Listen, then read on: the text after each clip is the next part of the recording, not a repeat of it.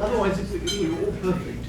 Well, welcome to the College of Complexes. It would be so. This is our 414th meeting since we started in February 2009. We put a speaker on every week, a different subject. They have to be for or against something. We don't care what it is. We give them an hour to make a presentation. If they go over an hour, we cut them off.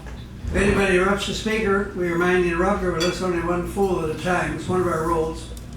Then we have question and answers from the audience of the speaker. Then we have remarks, rebuttals. Everybody in this audience that wants to gets 5 minutes at the podium here to respond to the speaker said for or against. And our speaker gets the last word, gets a comment, close the meeting. That's how it works. But before we introduce our speaker, we have time for announcements. Anybody have any announcements? Now's the time to make them. Any announcements? No announcements? You got an announcement? No? Nothing? Me? Yeah. Well, I think people should be quiet when the speaker's talking and not to make any remarks. Can you hear what she said? Blah, blah, I blah, think blah, we blah, all, blah. yeah, blah, blah. That's spontaneous. One fool at a time. Right. Okay. Okay, like that. and be respectful. Right. Okay, that's Yeah, all. absolutely. Okay. Next week is open. Maybe I get Clarence or Calvin Bluette. He might be a speaker next week. He's sitting back there. And if he doesn't, John is going to be the MC next week. So anyway, You're gonna be at Dale's 80th birthday. right. I'll be at his birthday party next week. So Yeah. I really like how obedient Tom is to his wife. what? It's called training. How obedient you are. He Yeah. knows- he Walk out on the knows bar. better. That's He how you knows can stay better. married 57 years. Yeah. I go where I'm sent. You know. Anyway, our speaker, June 9th is Heidi Jawadi. He's going to talk about Muslims have a rightful place and have had a role to play in America, which is quite the opposite of what was here the last time. So that'll be good. And Be interesting, yeah, it'll be interesting. not good. Well, not good, but interesting. It'll be interesting, at least. September 15th, ethical issues in genetic medicine. He spoke at the Interesting. Fred Grimmel, Do it. PhD. He was at the Philosophers Club earlier, and he's going to speak here on. Wow. He can speak here September 15th. Anyway, our speaker tonight is going to talk about on the future of Latino vote being now.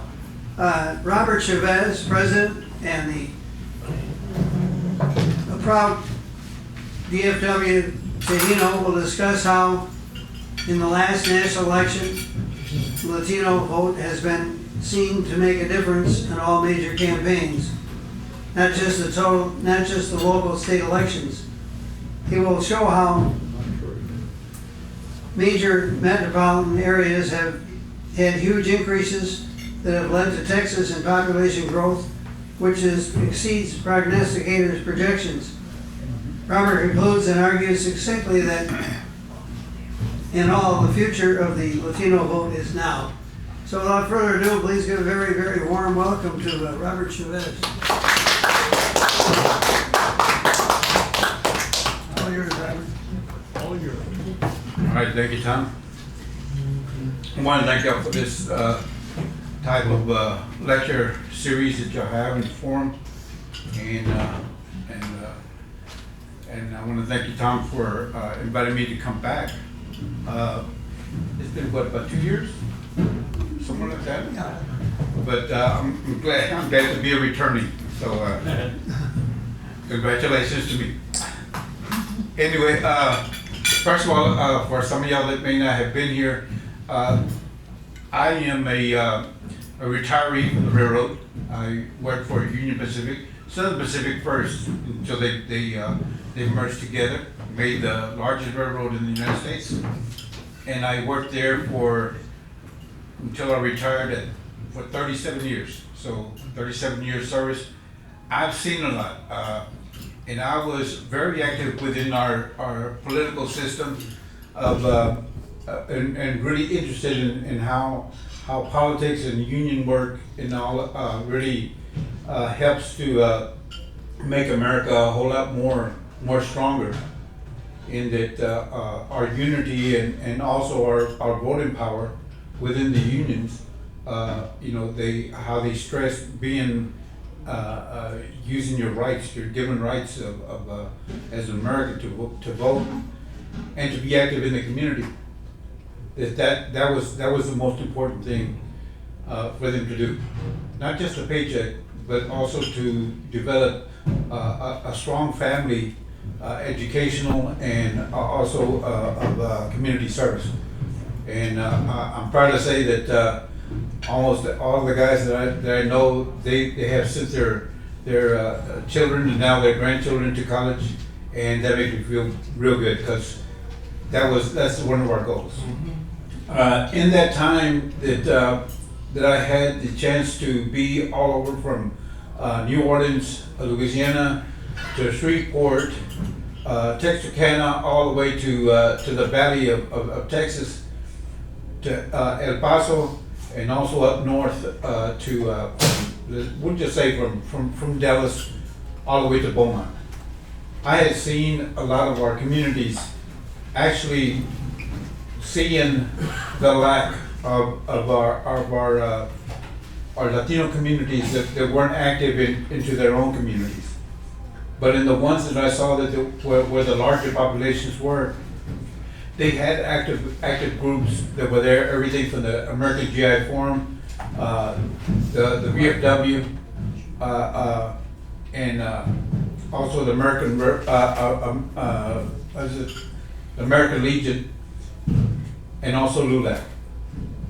They had developed their strongholds in their communities, and not only be an activist, but also helping to join and want to kind of teach the civics of getting out there and voting, register to vote, go out there and vote, and be active in the community, not only community wise, but also socially and also religiously, being active in their church.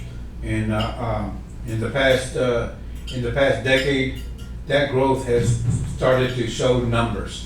And those kind of numbers, believe me, I have seen large increases from 1999 up to the present, where we'll just say, just for an example, the numbers that they have, like in this is according to the State Board of Education numbers, that back in 1999 they had 75,000 new children enrolled into pre-K. Get that, pre-K. That was every year. That was in the state of Texas for that 1 year, and that went on to the year 2002, where it became 80,000 every year. This is every year. From that until 2006, or I'm sorry, 2007, up to the present, 85,000 a year. You start figuring that out, that's my goodness, that's the whole city. That's the whole community. That's a metropolitan area in any part of Texas. I don't care where it's at. These kids are now voting, if you can see that, from 1999 to now. Thing is, the state of Texas doesn't even have once a young man gets to be 18 years old, what do they do? They pull him out and make him sign up for the selective service. You know, but they don't get him to go out there and sign up to be an active voter. And this bothered me. That part of our LULAC leadership, we went out there to the different high schools and brought up the fact that they should go out and register to vote. Some of them are the majority of them are they're Tejanos. They were born here in Texas. They're Americans. So there's no deal of well, they're half this or half no. These are Tejanos. And Tejanos is just like you're saying, you're Texan. It's just the Spanish word for it. And it dates back to the early 1500s. That we were more or less the black sheep of the Mexican or the Spanish, the new Spain, whereas we were pushed across the river and more or less out there to fend for ourselves. They had no idea there was pine trees and whatever, and our people went out there. And the first thing that they did was they had to deal with the native Indians that were here, so they educated them. But anyway, let's get away from that. The thing is that through education, these children right here, now they know it's time for them to go out there and represent their families. Go out there and register to vote. Go out there and vote. I can show you some numbers that have increased since the last time that I was here. Right now, one county, I'm talking about different counties. Let's say like the one that has the most registered Hispanic voters in the state of Texas, in one county, Harris County. They have over 505,000 registered Hispanic voters. Wow, it says, look at that. That's more than what voted in the runoff election a while ago, right? The other day. Just think about that. Second one, Bexar County, San Antonio. 468,000. They could vote themselves in, right? And it's slowly but surely starting to happen. I said a while ago that Harris County, believe it or not, it's still the same. Harris County still hasn't voted in one Hispanic into Congress. Of all of that number, you would think that they would have at least a representative that would be more or less loyal to the party and loyal to the people, the constituents. But that still hasn't happened. The second largest in population is what, of course, Dallas or DFW. Dallas County alone has 230,000, over 230,000 registered Hispanic voters. In the whole county itself, we have close to 600,000 registered Hispanic voters. This is DFW. This is 11 counties. Harris County, I was telling you about Harris County. That's just one county alone.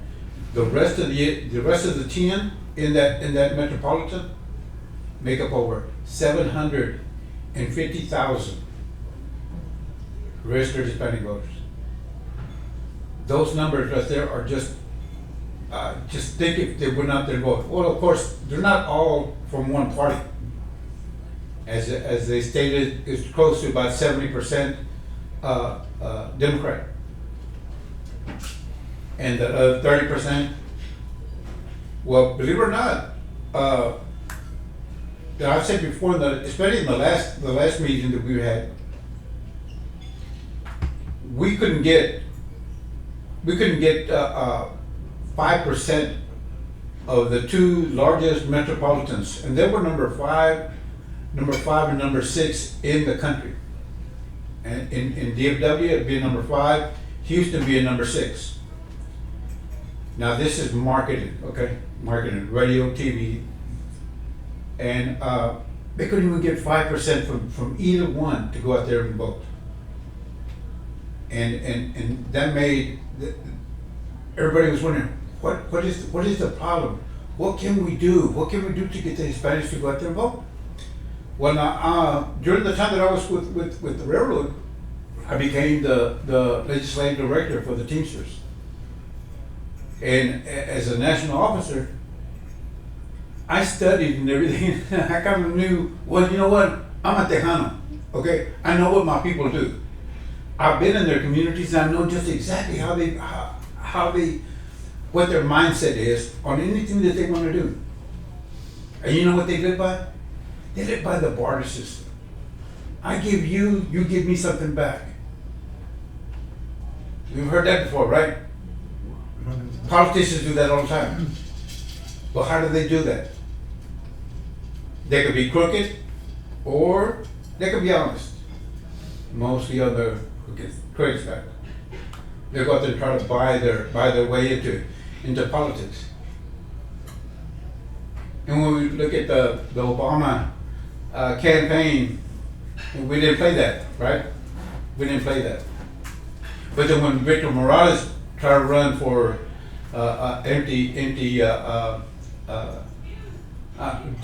wait a minute, do y'all remember Victor Morales? He was a teacher from Crandall High School. He was in his little truck and he went all over the state of Texas. He took no PAC money at all. He went to radio stations and knocked on the door. Let me in. I have a message to make. And he did that. And he went out there to churches and whatever. He did everything that he could. But because of no PAC money, people just didn't hear him. He got some votes, yeah, he sure did. But the thing is, he didn't have the media. And the other guy, he had the media. We all saw that coming. This, by the way, this is right after Phil Graham left office, when he retired. The thing is that we have a system that is kind of it doesn't want to hear some. I mean, they don't know you unless they see you on TV or hear you on the radio or see you on newsprint. You know, they have mail outs and everything. Well, one of the reasons that I told them, I was telling you about the barter system, is that I knew what my people do. They don't watch Channel 8 or Channel 11, Channel 13 out of Houston. They don't watch that because nobody's speaking Spanish, Phil. Nobody catches their heart. Their heart is something that really means something to them. And you know what that is? That's their culture. You go out there to one of their culture, to their homes and everything, they're going to treat you like a king or a queen. Believe me, they will. I know, that's the way my grandmother was. But the thing was, that barter system just didn't work. They asked me, Barbara, what can we do? And you know what I told them? Free beer and barbecue will work every time. Everybody laughed and everything. I said, wow. The thing is, I was telling the truth. I'm telling the truth. The only way that you go, I told him before, I said, be the Pied Piper. I said, well, what makes him tick? Music. I told him music. I even told this to one running for a campaign right now. And y'all may know him, he's from El Paso. Talk to his political director. That's what he calls himself. So I talked to him. He says, I can help. And he said, well, we need the Hispanic vote. There's just no question about it. What can we do? I told him that. I said, you want crowds? You want 5,000, 20,000? What do you want? He said, I tell you what, you go out there and get the best band from that community. And that's your Pied Piper. They're going to come running to you. And you tell them, say, look, are you registered to vote? Are you registered to vote? Not. Come over here. We got tables over here. We got paper. And just sign it. That's all you got to do. Give us your information. You should have seen the crowds in San Antonio and the Rio Grande Valley. I called up ahead of time. Guess who's coming? Beto O'Rourke is coming. Oh my goodness, I went up there and looked at his schedule. Well, they sent me a schedule. My goodness, this guy was all over here. He was over here not too long ago. He was hitting everything. He was downtown Dallas. Yes. I was so amazed at just everywhere he went, and you take a picture and everything, you see the picture, you see the people in there, they're all packed. But what I failed to see was the Hispanics in there. Yeah. And I told him, I said, hey, I called the political director. I said, you want the Hispanics? You get their heart. You touch them right there in their heart, and they're gonna come to you. Well, they had a Grammy Award winner, Little Joe Hernandez, from La Familia. It was there in San Antonio, in Austin. Little Joe stepped to him like glue, like stepping on chewing gum. Couldn't get it off. He took him to the valley. Who they grab over there? A father and son duo. Roberto and Bobby Pulido. Oh my goodness. They were in the newspaper. They were the film crews out there. Free advertising. Hey, remember that? I think there's a politician right now in office that did that. We know who he is. He wears a toupee or well, whatever. The thing is, the media is the key to it. I can show you numbers and everything of different areas, but some of the things that really are important to me are the percentages of the local registered voters in that county. Let's take, for instance, Lubbock. Lubbock has a total of 168,000, and of those, 41,212 are Hispanic. It makes 24%. But they have over 20% of the Hispanics that go out there and vote. They voted this time around. I said, wow, 20%. That's a lot. Did somebody say something about a low turnout? But you know why they went out there? They had the media. They had people that were listening to them. And they were just saying every morning, hey, did you go out there and go vote? Started voting. Let's go out there. You know, get with your comadre, compadre. Primos, primas, tías. Let's go. Come on. And they did. They went out there and voted. Did that in the valley. In the valley. A big number. I got the newspaper writings right there. They were talking about how Lupe Valdez was going to be hurting Beto O'Rourke in the deal. What? Hurting? This guy, he has no idea what he's talking about. You join them together, and that's what I told the campaign director. You go out there and you want to campaign for the Hispanic vote, just the Hispanic vote alone.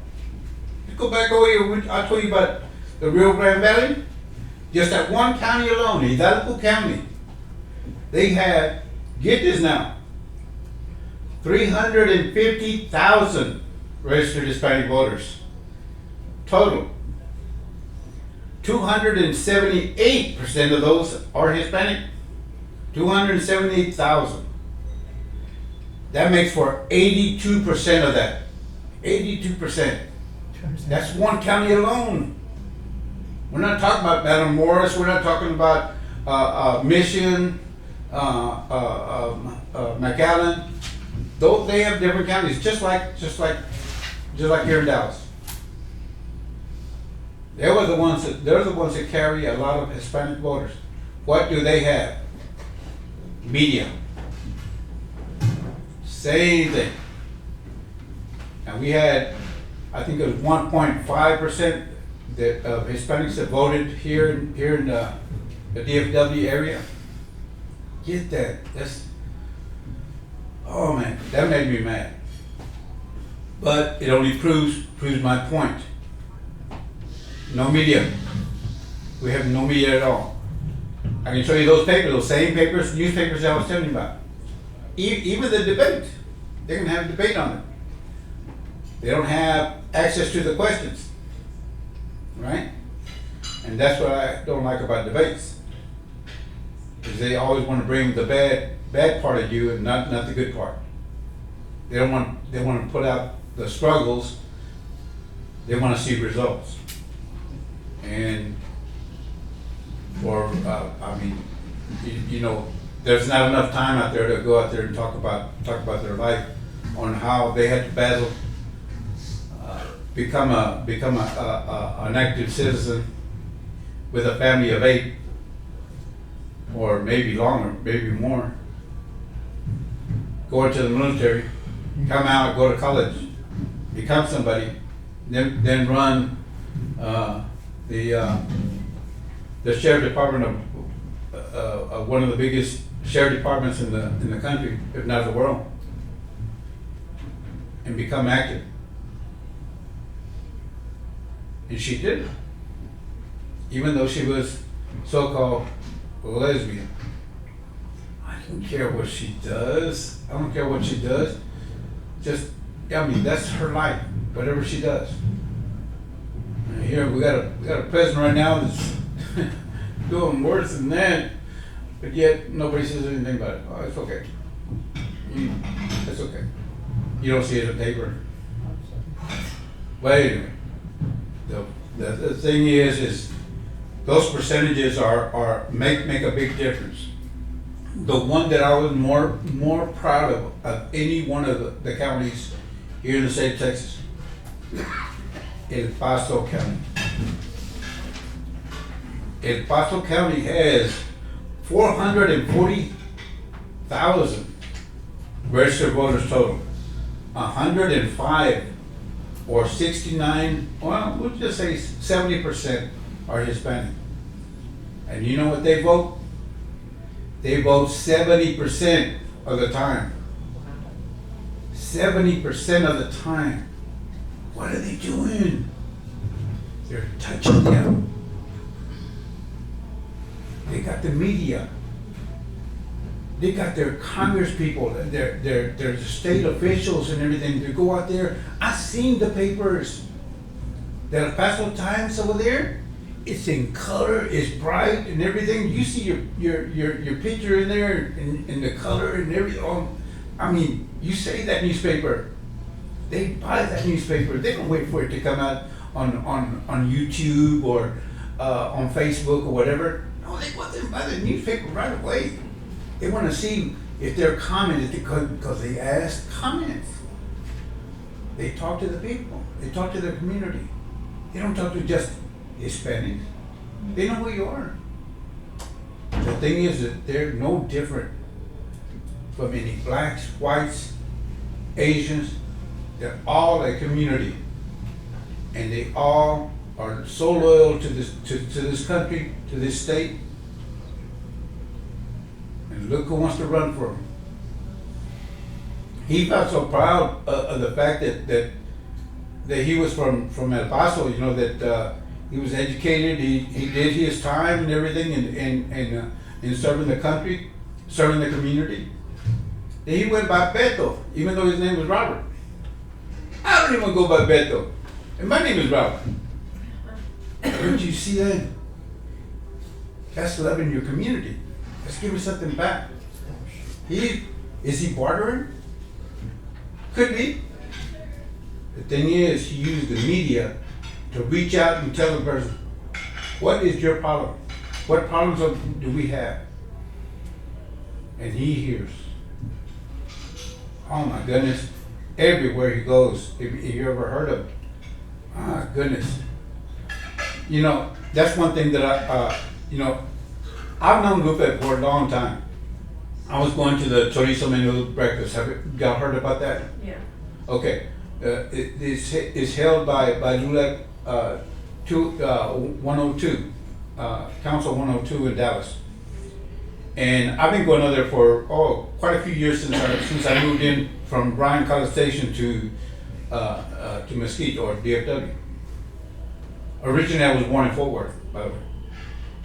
But I saw her in there, and She had just got elected. I remember when she was running for office. I backed her up. Why? Because she reached out. She reached out to us. She wasn't just Latina. She was a person that really cared about this community. She saw the rights and wrongs of how law enforcement and what the community really needs and everything to be safe. And she also saw the growth in the Hispanic community. Back in 2011, the Hispanic Chamber of Commerce of the United States, they give out some quotes of some of the largest growing Hispanic businesses in the state in the United States. 2 counties were way up there, way up there. I get that. That's what, about 7 years ago. 100,000 businesses that were Hispanic owned and run, and that's in just 2 counties. We're not talking about the other surrounding counties. And you see it, you counted those 2. And of those right there, they knew that they had to have protection for one thing. You had to have loyalty in the community and serve the community and stress that. They start coming to the chorizo menudo. They want to get ideas. They want to see what everybody's going. And what did we stress more than anything else? Education. What did I do for all those years since 2011? The need for Hispanic bilingual radio or media. We have none. You'll see it all the time, right? Every time you turn the channels or turn the radio, you hear Spanish programs and everything. They're not for us. They're not for us. Did you know that? Y'all thought that? No.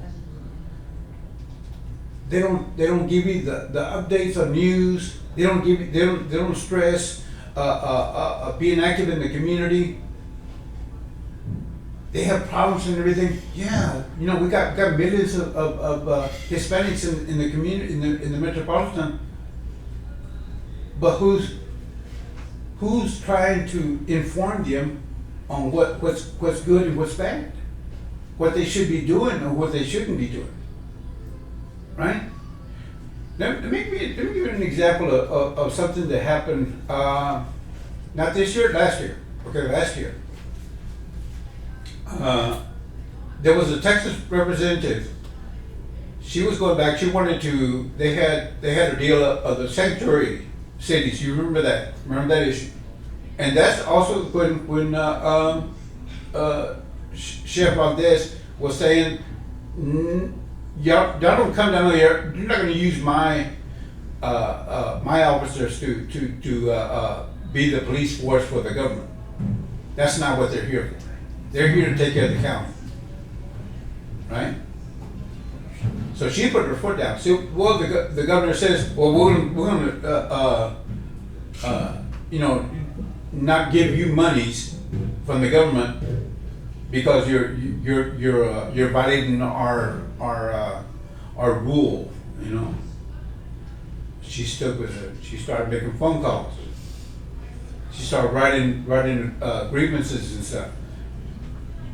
To get her point over, said, you can't do that. And that stopped. You don't hear nothing about that no more, do you? But she put her foot down. And I appreciated the fact that she did that. When they had the DECA, y'all heard about the DECA. Now those are students that came over when they were young babies, and they went through the school systems and became students good enough to go to college.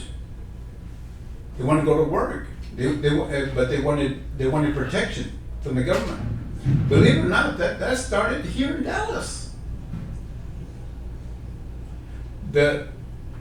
I'll just say one person, okay? One person here talked to the president and said, this has to be done.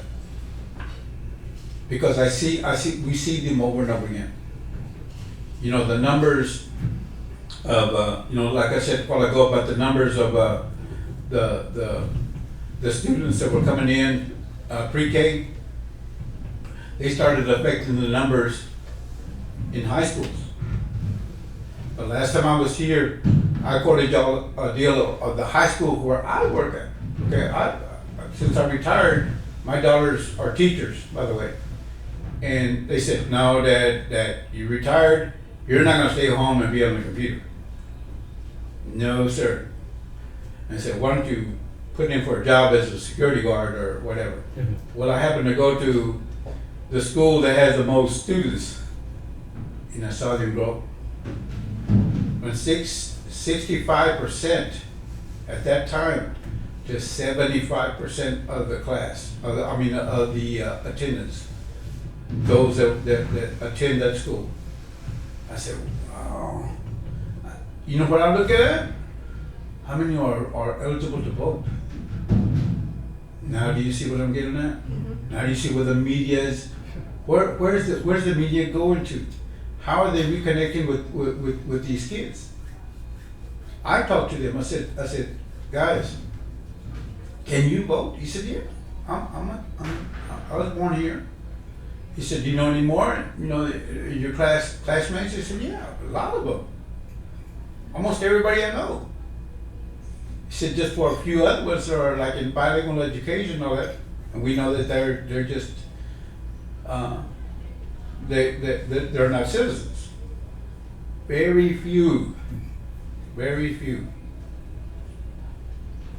But they learn to adapt to the assimilation of the American way of life. Either you have that BA behind you, or after you graduate, go out there and be part of the workforce. I said, but you need credentials. You have to have credentials in order to make a good life, a good living here. If that's your dream. Hence they call them the dreamers. So these students, they happen to go out there and tell somebody, say, well, you know what? My parents can't vote. I said, how old are you? I said, well, I'm 17. He said, well, next year you go out there and register to vote. You're the vote. You're the voice. You're the voice for your family. And they start thinking about it. Says, how come nobody says anything about this? He said, because the media's now, they don't want to inform you. They don't want you to assimilate. Why? Because then all of a sudden you're not watching channel 45. You're watching channel 8. Ah, yeah, that's right. You're gonna be assimilated. I said, looky here. My oldest daughter is a bilingual teacher. We never spoke Spanish in our family. Isn't that something? My other daughter, Stephanie, she's an ESL teacher. Once again, helping out the Latinos, and what her part is anybody who doesn't comprehend the American way of life, right? Is English as a second language. So now I start seeing everything, and then they start understanding. Say, you know what, Dad? I know where you're coming from now. You really want these kids to grow up quick, and that's when I told them they're looking for the future of Latino voters. The future is now. It's not 10 years from now or 20 years from now. Those speculations are out the window. Well, we were just barely 40-something% a few years ago of the population in the state of Texas. Now we're over that. but we don't control nothing. Why? Because the media doesn't want us to have our media. Take the media away from the Republicans. No more Fox, no more local stations over here that pushing their agenda. What are you gonna have? The down numbers of voting. They're not gonna be well informed. Right? And now they're starting to see that. One of the things is Facebook. Facebook has been there, but these kids are still going off into videos and whatever. They're not watching what the media is doing, what the current events are, what their numbers are. They're not seeing these numbers. If they knew that, what do you think would happen? Nothing. Just this past legislative session, they passed to have Latino studies, but it's not called that. But that's basically what it is. They're learning about history that we had dating back to the 1500s, even before that. Can somebody tell me the first language that was spoken here in this hemisphere? Anybody? Native American. Native American? No, I said European language. Spanish. Spanish for the The first. explorers. Yeah, they brought the language. They brought the horses. They were in Spain. They brought the missions. Those were the first buildings. Old Fort in Nacogdoches. Nacogdoches is really the oldest fort city in Texas. Hispanic. It was Hispanic. You know why they're not there? As soon as they crossed the borderline of Louisiana, they were introduced by gunmen that wanted their land. And even after the revolution and all, the treaty did not protect them at all. I know a family that worked for the railroad with us. They're all sitting in one certain city in northern Mexico. They said, that's our home over there in Nacogdoches. They run us all off. They run all of our families off. It says either stay and die or leave and live. So they did. They left. They had too much of a family there. They're called Lunas. If you go by over there by Nacogdoches, if you ever see a Luna grocery store or Luna Street or whatever, that's them. It stayed there. Some of them came back. They were too proud of it. They said, this is our city. And it's not a desert. They couldn't believe that they were going home to a place that was a desert to them. And the home they had was a paradise. That was their home. That was their dream, to have everything out there. But anyway, I push for Hispanic bilingual media, in that if we want to get our state and our country to go out there and be part of this country, and you want them to assimilate and everything, give them something that they don't have. This is the barter system. I give you, you give me back. When Beta went down over to the valley, oh my goodness, come back over there. You didn't tell me about this. You didn't tell me about this. We're so happy those people just, and the bad thing about it was that they went to a soccer field. They love soccer over there in the valley. Well, they held the rally at a soccer field. You don't get on the soccer field. They had to stay in the stands. They wanted to go out there and reach the guy who had touched him and spoke of helping the state.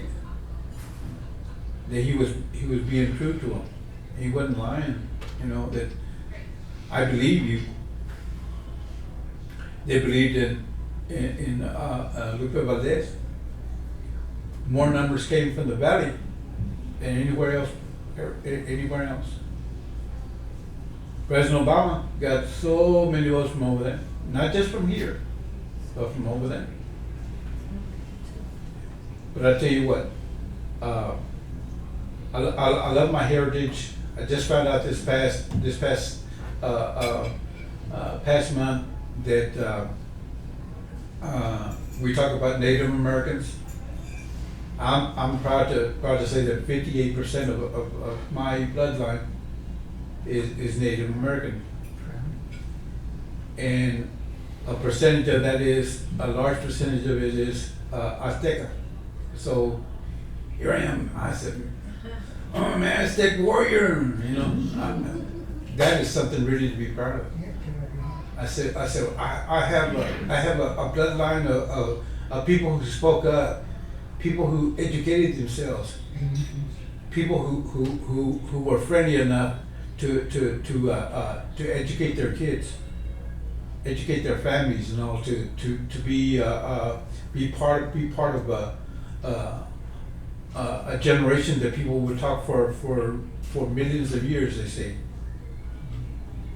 And you know, they come with, you see the Aztec calendar, see how much that really how they believe in that.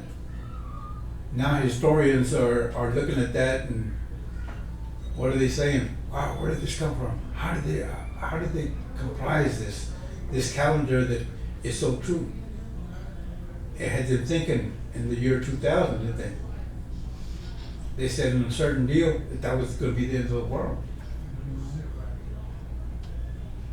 So one out of, you know, one mistake can make up for all of the pluses that they have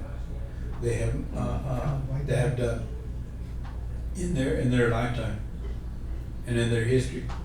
And this is a history that hopefully that our students here in Texas, United States, will start learning about our heritage. I'm proud to say that I'm a veteran of military, and this is Memorial Day weekend.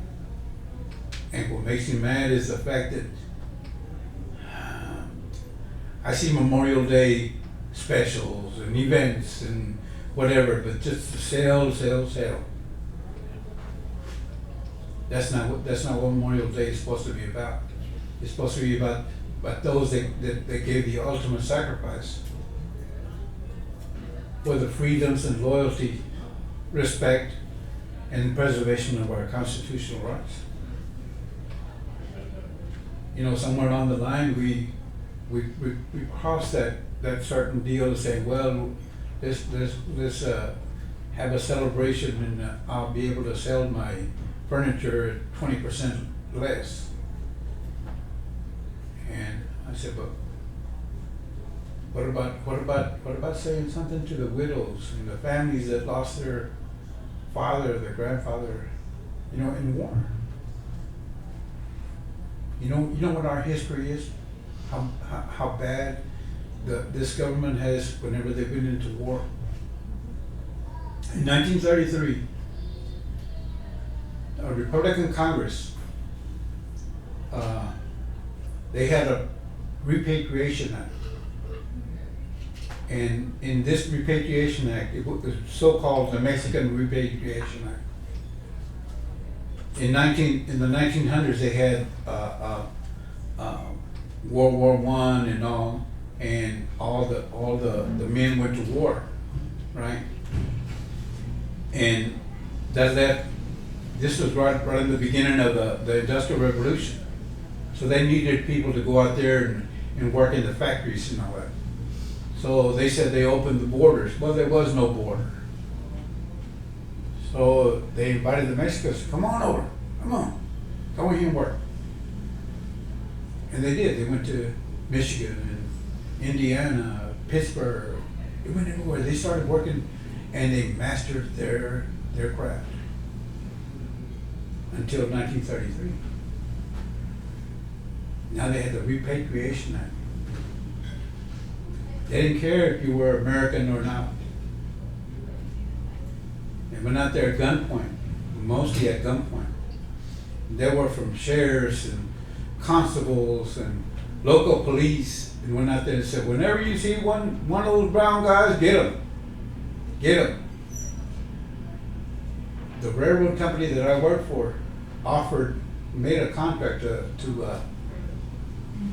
use their cattle cars. Use their cattle cars. And they put our repatriates in those cattle cars and took them back to Mexico. They didn't go home. There was no Facebook, no media, no television, no radio. They left. They didn't come home. They accounted for over 278,000 that they repatriated.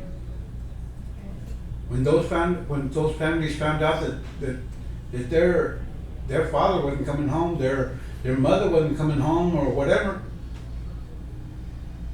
they packed up their bags. They went to a land that they'd never been before. They were more or less like the Beverly Hillbillies. Oh, they put everything in that little truck, and they left. Close to 3 million went to Mexico because of over 278,000 that were repatriated. And they were Americans. There were some that were Americans. And they were documented. Okay? They knew who they were. Of the 278,000. Okay? When World War II came around, Americans went to war. They went to Europe, right? Then Pearl Harbor came. And they said, oh my goodness, where are we going to fight? Who's going to fight them? He said, well, you know what? Remember the ones that the ones that went over there that were Americans? They're still Americans. They actually sent them greetings letters. And you know what? I tell you about loyalty and pride and everything. None refused. They all came. They all came and fought. You know, you remember what President Obama did? What was it, 2 years ago? He had recipients of the Medal of Honor. Some of those were from over there. Get that. I cried about that. I said, God, me. My uncles went to war. My dad was in Korea. My grandfather was in World War I.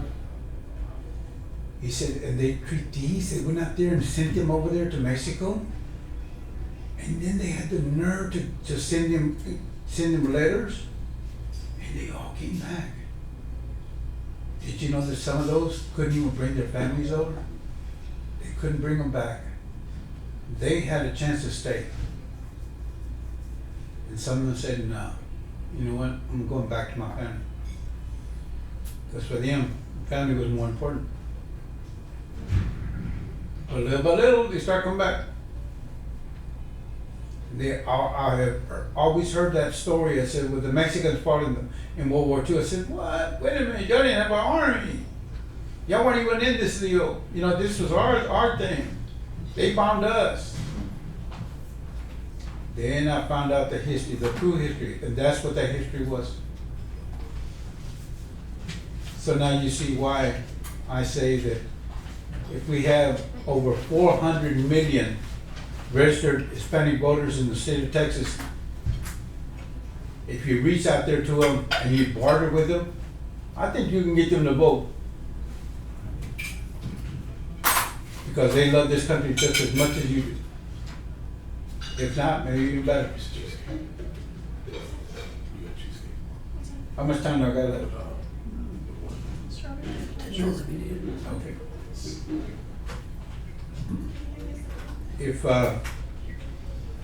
If there's one thing that I can say about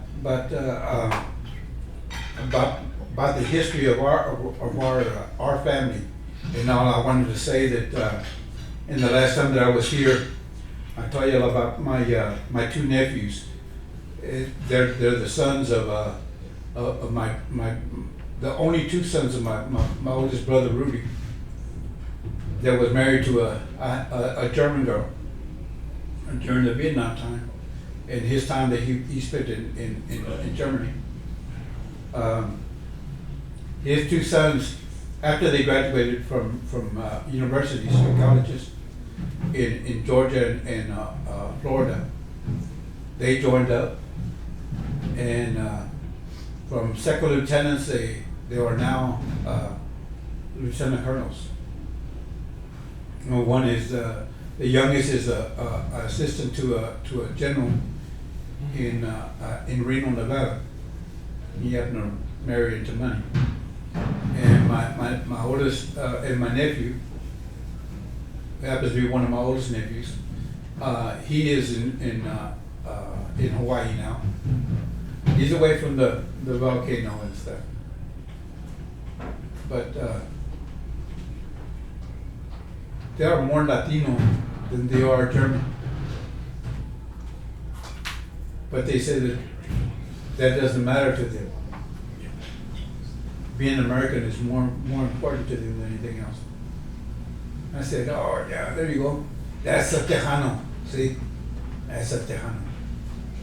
He is more proud of the country that has been their life than anything else. I hope that that some of the things that I say today will be able to maybe not only open the door but build bridges to our Hispanic youth and school districts and all that where you come from. That you want to see more activity within them to get them to join in their activities. Right now, our high school band, when I started working there as a security guard, they made up about 40% Hispanic in the band. They had blacks and whites. Now they make up 75%. They're the largest band in there. And this past year, 2018, they have been the most awarded band ever. Everywhere they went, they won awards. So much that the band director just got hired by Flower Mound ISD or Flower Mound High School. He doubled his pay to be their director. And you know what he told me? I hope they have Hispanics over there. He said, I'm gonna miss these kids. These kids will do anything for you. I said, that's right. And it just like I said, he learned. I guess he learned the hard way. That if you barter with a Hispanic, you can get what you want. You can get some good grades. You can get whatever. But the thing is, my daughter always told me. She said, "Dad, if you can find common ground with a student, they can listen to you for more than 2 minutes." And I hope that I think I went over 2 minutes, right, with y'all. Maybe y'all help me in my quest to try to get Hispanic media, Okay. bilingual Hispanic media in this community. And you'll see a big difference in that you're gonna be able to go out there and ask for something and get something in return. And hopefully it'll touch you in your heart as well as in your mind. Because that's what's important to them. You know, I had the last stand from the generation, the past generation. I just got the message a while ago that she's returning to the hospital. She's been in the hospital 3 times in 2 weeks, and she had low blood pressure and all. She has a history that I didn't realize some of what happened. Back in 1970, my uncle had just he retired from the army in 1969. He went to work for Bell Helicopter with his older brother. So he got one year in there, and he decided to take his family on vacation for the first time since he'd been in the military. So he took his 4 girls and his wife, and they went to Monterrey, Mexico. He didn't make it back. He had a aneurysm, and he passed away. Had trouble with the border. We had trouble with the border, believe it or not. In that he was in the what we call the carroza, the hearse, and they wouldn't let him let his car cross. It happened to be a Rambler, a station wagon, and they said, no, this car belongs to Joe. And he said, well, we'll fix this. This is on the Mexican side. They put the body, the casket on top of the station wagon and drove it across. That satisfied him. My aunt was there just with her and my cousins, my 4 daughter cousins. And it's been over what 40 something years now since he passed away, and my aunt has not received any. She hadn't received any benefits from the government. None. Let me tell you where he was at. Y'all remember the Bay of Pigs? He was there. Y'all remember the Berlin crisis? He was there. Vietnam, he got shot 4 times over there. And 4 times he came back. In all of this, you would think that my aunt would fall back and just, throw her hands up and just say, well, this is enough, No, she didn't. I said before, she was still believing in her community. Community helped her. The church helped her. The schools helped her. She sent her daughters all to college. They all had degrees. Get that. Degrees. The youngest one, like I was telling you, became, because of my aunt's politics, she became the first Hispanic female congressional manager. Wow. She was rubbing elbows with Tip O'Neill and all these other politicians that you wouldn't believe. She saw things of Watergate and all that. She was there at that time. Isn't that something? I said, wow. My aunt could dictate to you phone numbers from politicians without even opening up something on her phone book or her smartphone or anything. She can tell you names of all the people and everything. She was my rock. She was my rock. And hopefully, after she gets well and everything, I'm gonna have her come over here and speak to y'all. She is a trip. I'm gonna tell you. I love her to death. She's the last one of my family, my aunts, and I just love her to death. Love her to death. She's, oh my goodness. I know she'll go over that hour. Thank you, Tom. Thank you all of you. You can stay there and answer questions now. Okay. Are we done with the reading light? Yeah. I've got it kind of turned where it's facing out and it was All right. kind of messing with Is the that eyes. okay? Thank you so You don't need to much. light anymore. Okay. Covering my eyes with my yellow. Sorry. At least I'm the one that set it up. Who wants to be first? Want to be first? Sweet spots. Yeah. This is the last. Yeah. You gotta put it in your mouth. You could use your teacher's voice. At the last election of President Obama, Mhm. I think Texas did not vote Democrat. Dallas did. And the Hispanic vote, it was in the news, in the Valley was Republican, voted Republican, which was surprised me. And I was subbing at a high school at that point, and I asked the political science teacher there, Hispanic,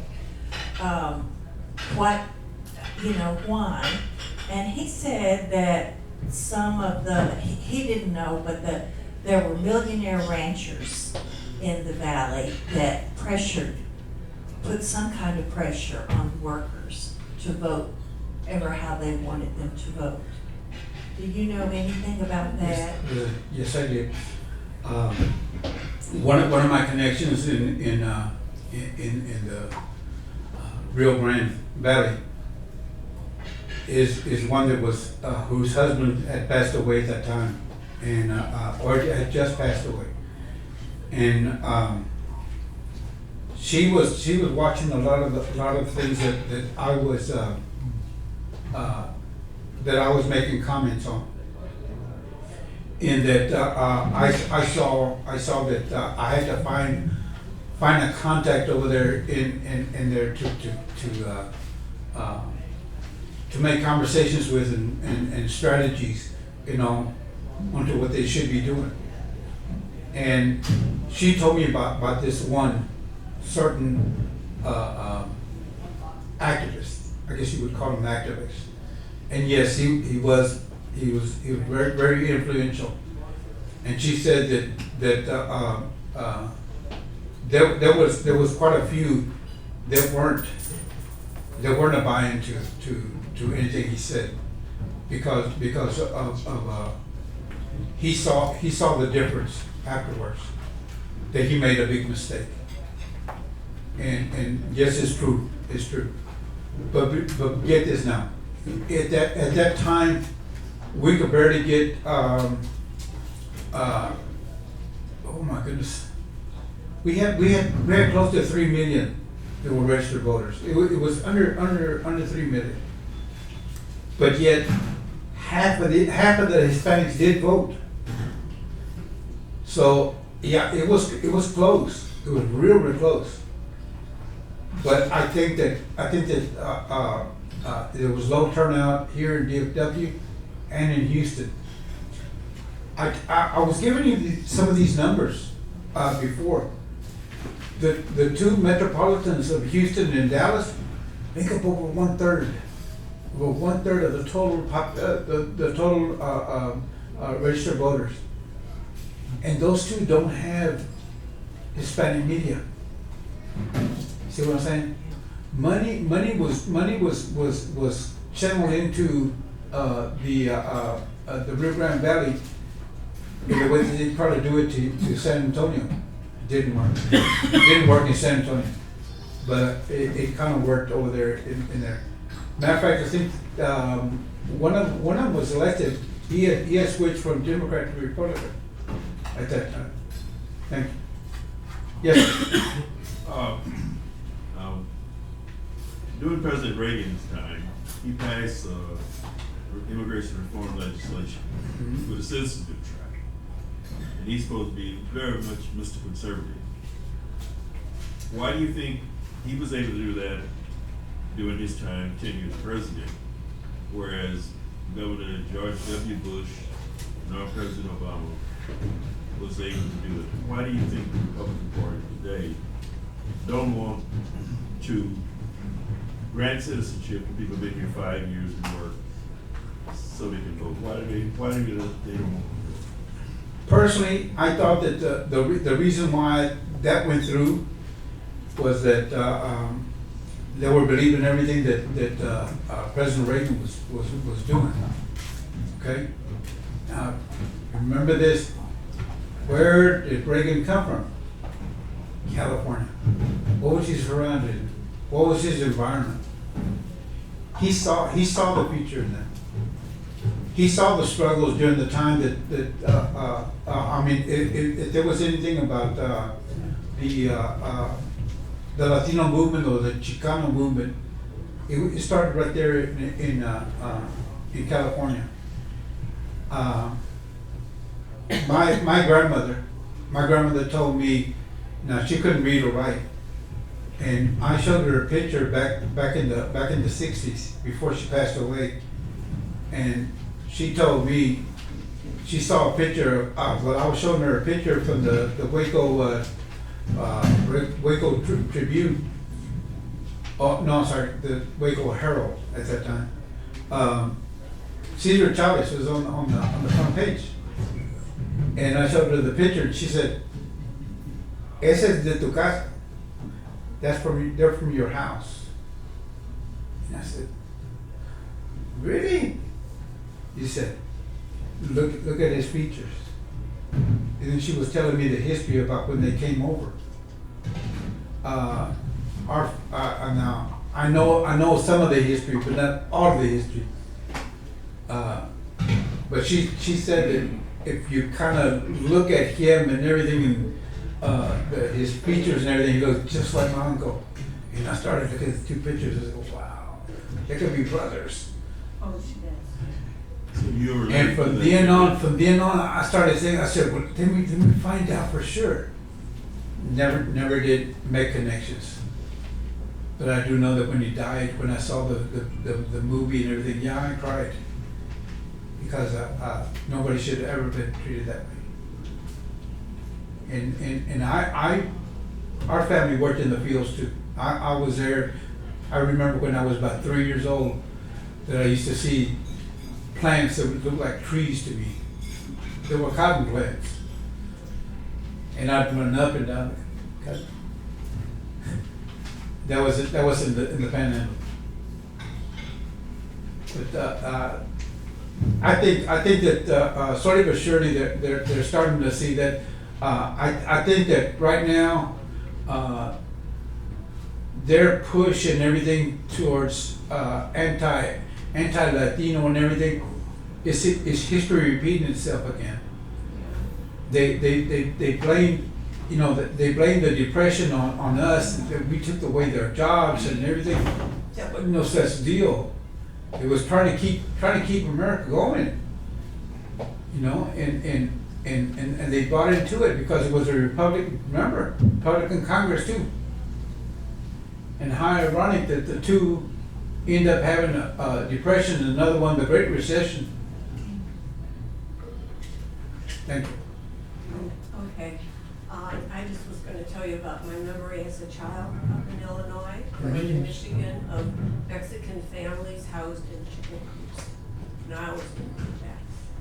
And the question I was gonna ask is, on the borderland, what do people think about the policy of separating children from their families and putting them in army camps? I mean, are people in the community talking about this? Yes, they are. Just last night, I was talking to some of the workers that I tried this. I played the barter deal again last night, knowing that I was coming over here because I wanted them to come out and feed me their answers to my questions, because I mean, yeah, I'd be mad if my kids were taken away from us. And I'm sure you would too. But to see somebody that knows somebody that had that happen to them, they opened up last night. I threw a party at our deal. At 7 o'clock we had our break. I bought the meat and I made my own famous guacamole. And we had a meal and they thanked me for it.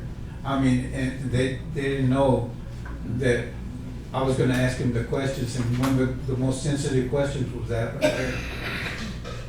And it's so unreal that they're saying, I said, what do you think about that and everything? She said, what can we think? We have no say so. We can't say anything. I said, oh no.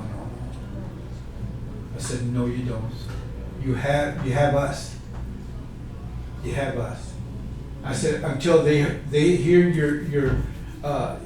your struggles and see it and everything, then they're gonna go out there and think about, wow, what if it happened to me? What if it happened to us? Well, get this.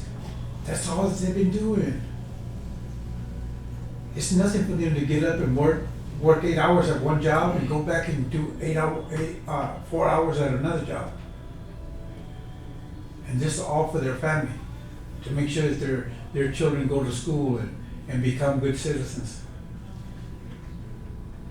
But if they were rounded up and taken away and everything, now it would break their heart. It would break up their families. You try to have that happen to maybe like your son or your daughter, and have your grandkids taken away from you. Just think about it. The other day that they had the trailer. They had 86 in there, and the oldest was 80 years old, and the youngest was 3 years old, unaccompanied. So somebody took that child, Yeah. and they was trying to meet their mother. You know who I blame on that? Not the system. I blame the coyotes. They're the ones that come up with the plans, so-called plans, and everything. These people live in fear of being deported or being turned in. I saw in the barrio right there in Houston when I worked over there, where this one couple, they were married, had a child. She took the child to daycare while she went to go work, because her husband was working on the roofs of buildings and everything, repairing leaky roofs, and coming home, with tar all over him and everything, but he was coming home to a good meal, and the wife couldn't wait for him. She wanted to help out, so she started working. She left the child at a daycare. The daycare turned in the child. The child was taken away. She committed suicide. And oh my goodness, I felt bad because they were our next door neighbors. I say next door neighbors. Some of our workers got together. We would work right there in Houston in the what they call the Denver Harbor area. There's a big yard right there called Inglewood Yard, and just south of there's were the little homes and the little deals over there, and we rented the deal by the week, so we paid by the week. They were doing the same thing. Well, it just so happened that the son,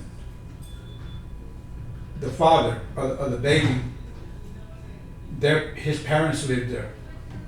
They lived in the neighborhood, but a few blocks away. They had no idea that the girl was working.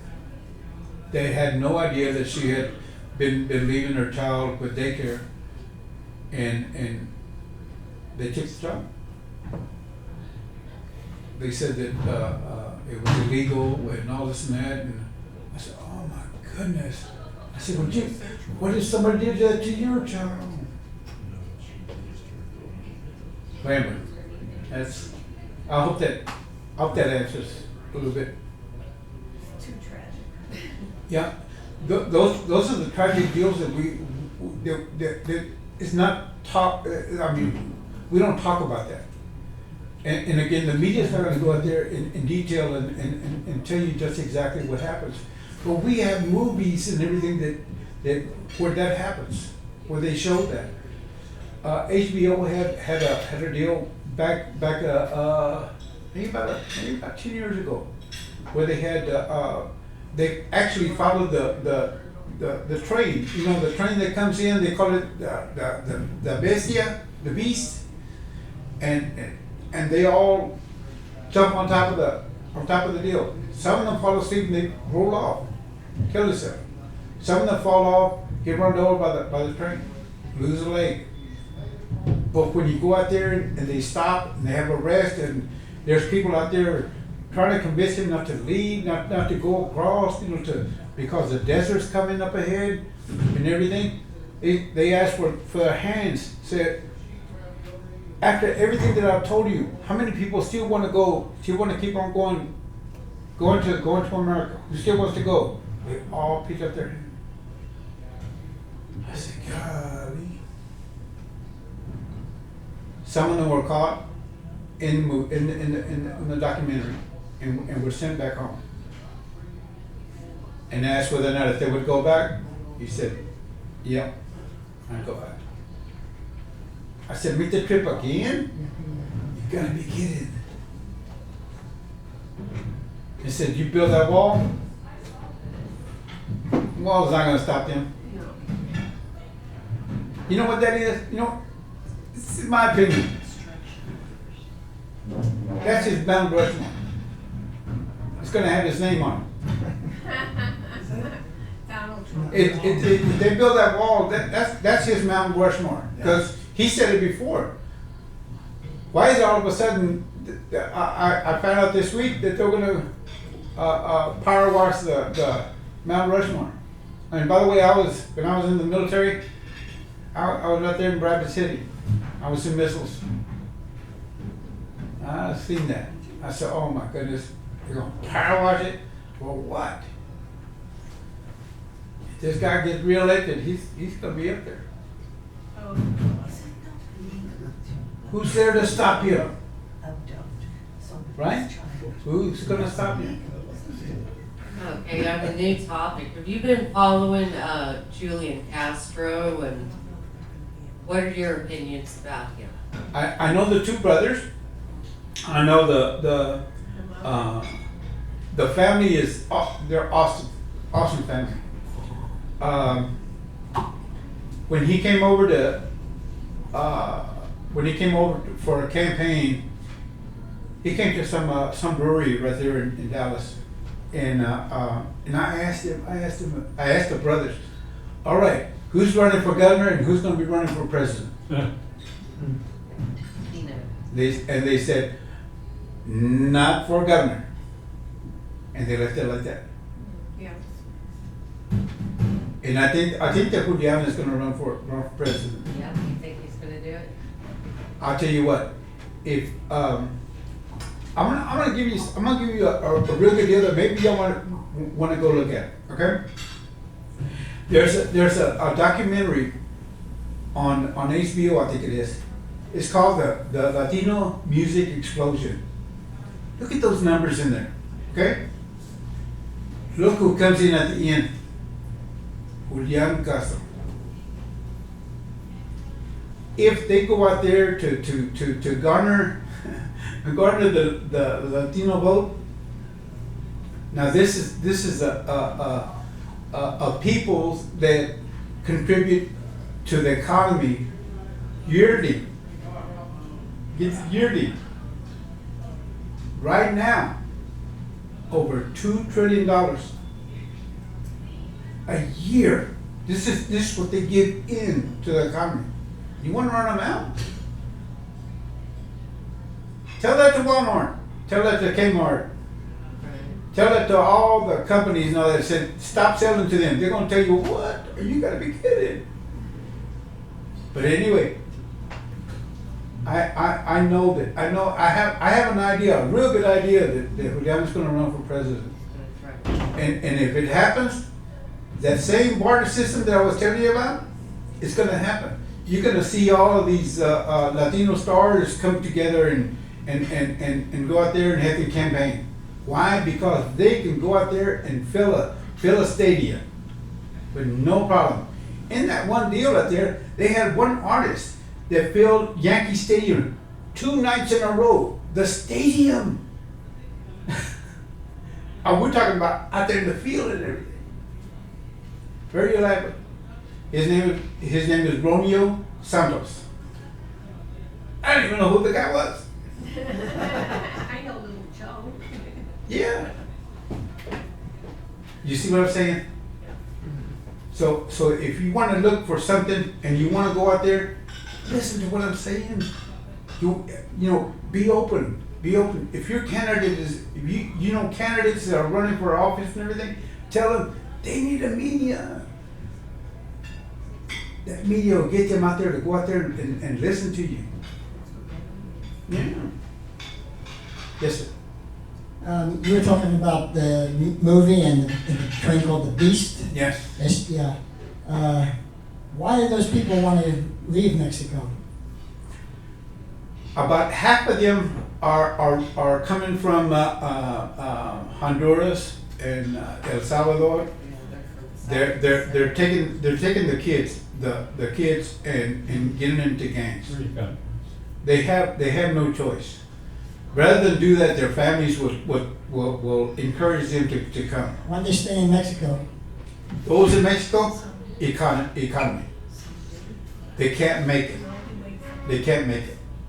The cell phones and everything that they give back to them is their communication. Mama she's proud of the fact that her son can call her and he'll pay for it. As long as she hears his voice. Make sure that he's Why are the there. Mexicans coming to America? Better life.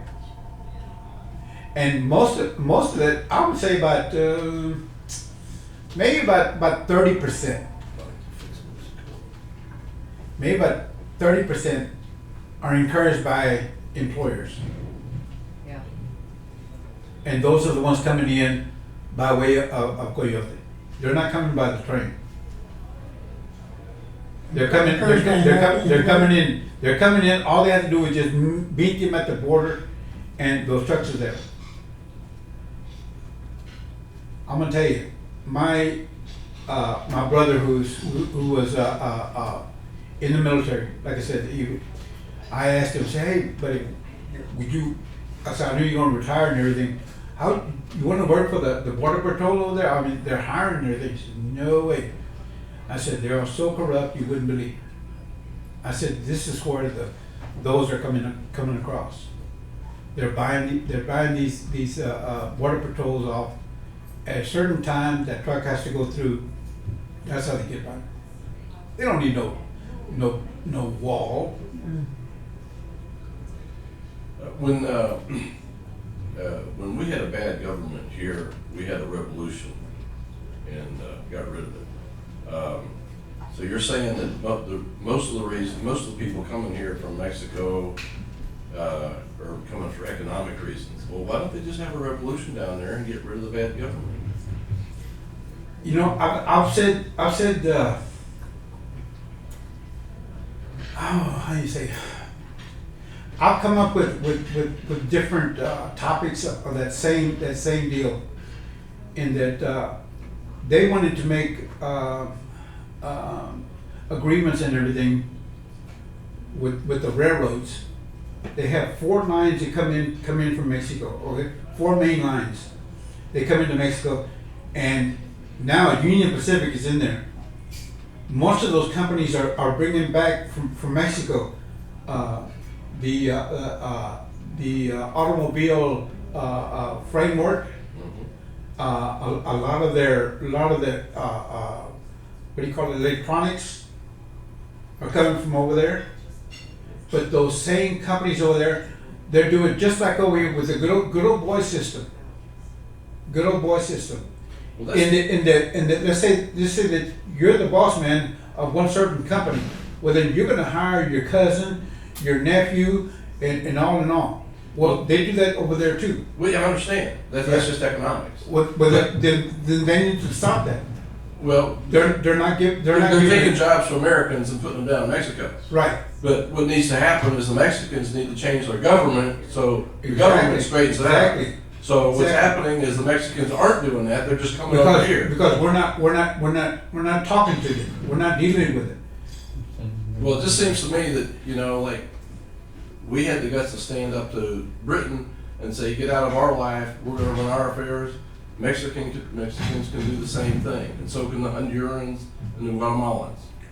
We had one of our representatives who happens to be a vice president of the Teamsters, and he actually went across to Mexico to talk on that same subject.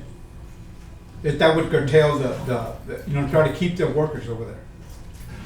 But in order, but we got to stop the guy over here. This offering jobs to them over there in Kansas and in Georgia to go out there and work these mills and flour. But that doesn't have meat anything to do with the packing. revolution in Mexico, though. Yeah, well, money is the whole Well, I deal. understand.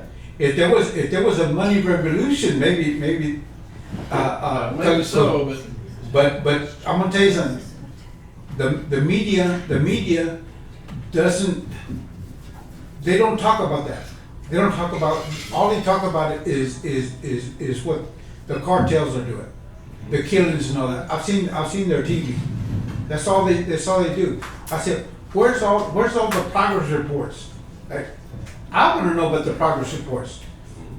If they have somebody in Mexico City is really one of the largest cities in the world, population wise, what's keeping them out there? Economy. They're not putting up with that stuff that's happening in Monterrey or Guadalajara, all these other ones that aren't Mexico City. There's something good happening in Mexico City. But the rest of the country needs to catch up. You think so? I think see, that's what my friend was telling me about. He said, why aren't the people coming from Mexico City? well, it just seems to me like they ought to change their own government rather than Yeah. coming here. Their devaluation, they have problems with devaluation of their currency. Whereas our money spills a whole lot better over there than it does over here, right? I mean, there's no way that they could buy anything over here without having to give a lot of their money to us. Because a dollar is not a dollar over there.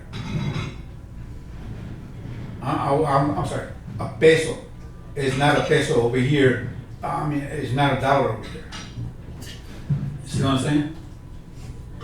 That's why you see people working over here, sending money over there, because it's more. And yeah, it's crazy. But you would think that somebody somewhere along the line would say out there, you know what? We're losing a lot of our good workers to go to Mexico and everything, and they're teaching them everything to keep them over there to be to be good citizens and everything, and they're sending money. Yeah, I said, but we're not getting nothing out of this, right? Okay, sir. Okay, Good question. in the States here, the churches, the evangelicals tend to drive politics to the right. So what role does the Catholic Church play in the Latino community? Does it drive the Latino vote to the right? I went to one of the local churches here in Dallas, a church that I thought that would be fair in talking to me about spiritual, believe in keeping us all straight, right, the right path. But during the break, he was talking to us about how we should, that George Bush was a great guy, and we need to go out there and support him and all this. I went, wait a minute. I didn't pay for this. Right. And I said, we need to, and my wife, she said, don't you go there, please, don't, because he was greeting us at the door as we walked out. So, sorry, what church was this, or was it? A Catholic church. A Catholic church. Churches are doing that. And I'm over there thinking, I says, wait a minute, guy, what have they ever done for us? This was a Latino, service. They had for Anglos and also for the Filipinos. Yeah. So they each had their deal, and then when it came out to us, and then I said, he's talking to me. I said, he's talking to everybody about that. He said, no, he does only the Latinos. And I said, well, he's wrong, dude. He's wrong. He shouldn't be. I said, I don't care the fact that if we're not there and talked about the Democrats and everything. I said, don't talk about politics at all. You shouldn't.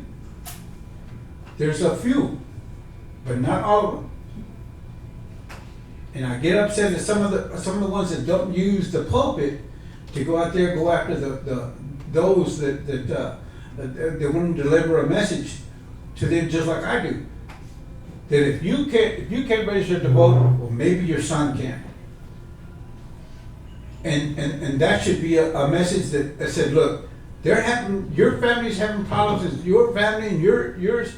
I said, this is your voice right here. Get them out there. Preach to them that. They're all out there to try to help each other, try to help our family. This is what a church really should be doing. Rather than saying about politics and saying, well, for a certain party and everything. Even though I'm a proud Democrat and everything, I still feel that Jeffries had nothing good to tell me about what he tells everybody else. He doesn't deliver my word. He should deliver the word of God. So actually, there's a big schism in the message, so to speak. Some of them will not talk about it. They just take it as a message. Okay, well, you can teach me about or tell me about abstinence or birth control or whatever, and that's part of being a good Catholic. To a Latino that means a lot, but don't tell me about So how does that all resonate in the Latino community as a whole? Does it? How do they feel about all of this? They just take it, but it doesn't mean that that they're going to go out there and vote his way. They're too smart now. They're too smart. You're going to find a few of them that may talk back and everything, but they're very few and far between. I don't think that you'll find a Jeffries in the Latinos here in Texas. He may be from another religion, but it sure won't be a Catholic religion. Because I think for one thing, the community will put a stop to it. Now, this church that I'm talking about is not in the predominantly Hispanic barrio, community. So that's why the difference of the different churches. But because it's a large church, when they have a service at 12 o'clock for all Latinos, then they fill it up. So, okay.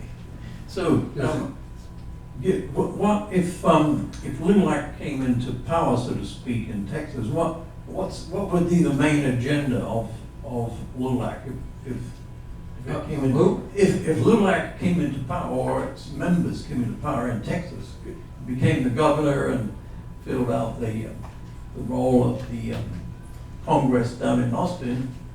What would they really do? What would their agenda be? Oh my goodness. You know what? You know how long LULAC has been here, right? Sorry? You know how long LULAC has been here? 60s? Yeah, it's a long time. 1929. Yeah, long time. And in that time, they have actually fought a lot of,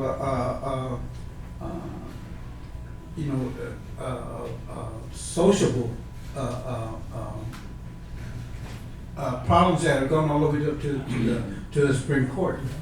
Well, what is Now, but so far as politics has been concerned, we've had a few LULAC members, but they don't go out there as LULAC members. They go as themselves. They're politicians. Why? Because They hide.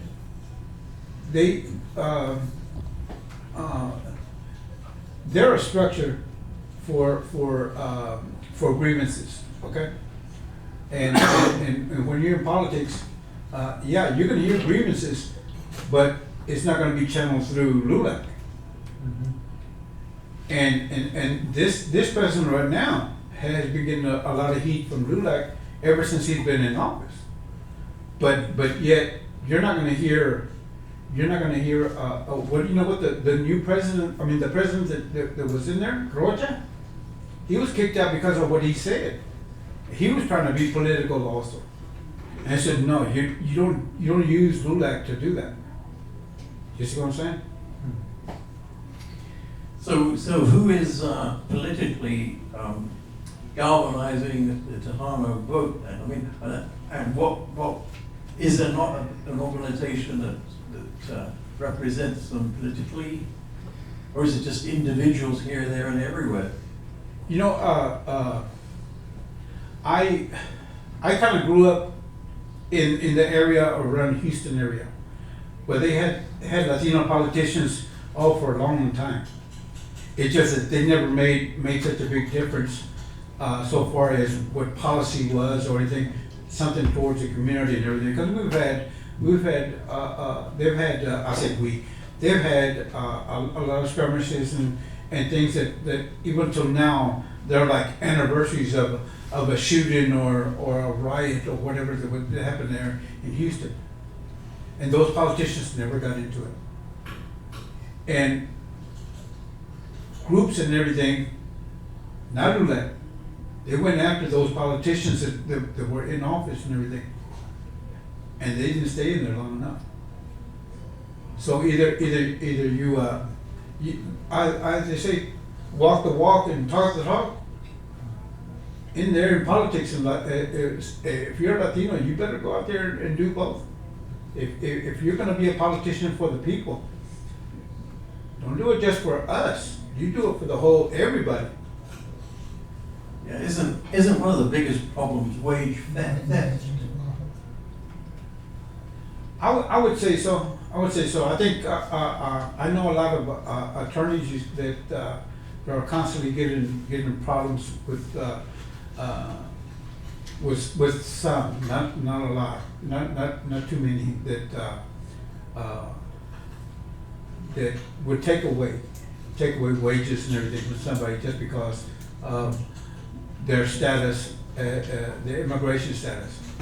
But I think that that's starting to become something of the past. I wonder, how did Latinos vote in the last presidential election, and how do you think they'll vote in the upcoming presidential election? In the last one, we didn't vote the 50%. That's for sure. Now in the and that's here in Texas.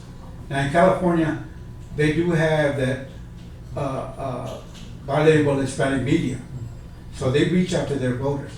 That's why this deal of the electoral college, it should be disbanded and everything, because we don't get every vote should count. It does. No, it doesn't. Not if you lose the popular vote by 3 million, and you got the presidency, something's wrong there. Now, I'm gonna say now. Remember I told you those numbers about the Houston Metro and the Dallas Metroplex being 1/3 of the population or the voting votes of Texas for the Hispanics? If we would have had that, I think this state would have went Democrat. If they would have had, I mean, we're talking about it was a low number from this area and also from Houston. They couldn't put Hillary Clinton or Democrats into office. And I think it would have made a big change, because we had a high number of our electoral votes that would have went Democrat. Now, I started looking at the numbers. I was telling y'all about the last election. Those numbers that I gave y'all are from the state Secretary of State. And when you start looking at the numbers of Democrats in total, we don't make up 4 million. We make up way more than that. That 4 million, that's Hispanics alone. So if the blacks went out there and voted, the whites went out there and voted, Asians went out there and voted, what's that fourth one? If they even had one quarter of the votes in there, then what could that number be? I say 1 million. And not even, okay, 1/3 of it, at least, I said 1/3, we'll just say 25%. So that means 3 million are Democrat. Even with those 3 million Democrats, if they would have all voted, Hillary Clinton would have won the state of Texas and all other offices. It would have been a straight ticket. Think about that. And believe me, I have gone to all of the major. There are 11 major metropolitans that have a high number of Hispanics that are registered to vote. In those deals, I have talked to everybody. It goes back to some of the politicians that were running for office. It goes back to Rick Perry. And they all didn't buy my deal of trying to reach out to the Latino vote in the so-called border rallies. You get to sit down. So you get to sit down. Oh, okay.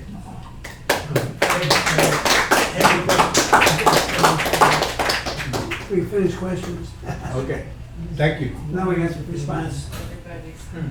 Now we have your turn to talk, so whoever wants to come up here, get 5 minutes to respond to the speaker said for or against, and our speaker gets the last word.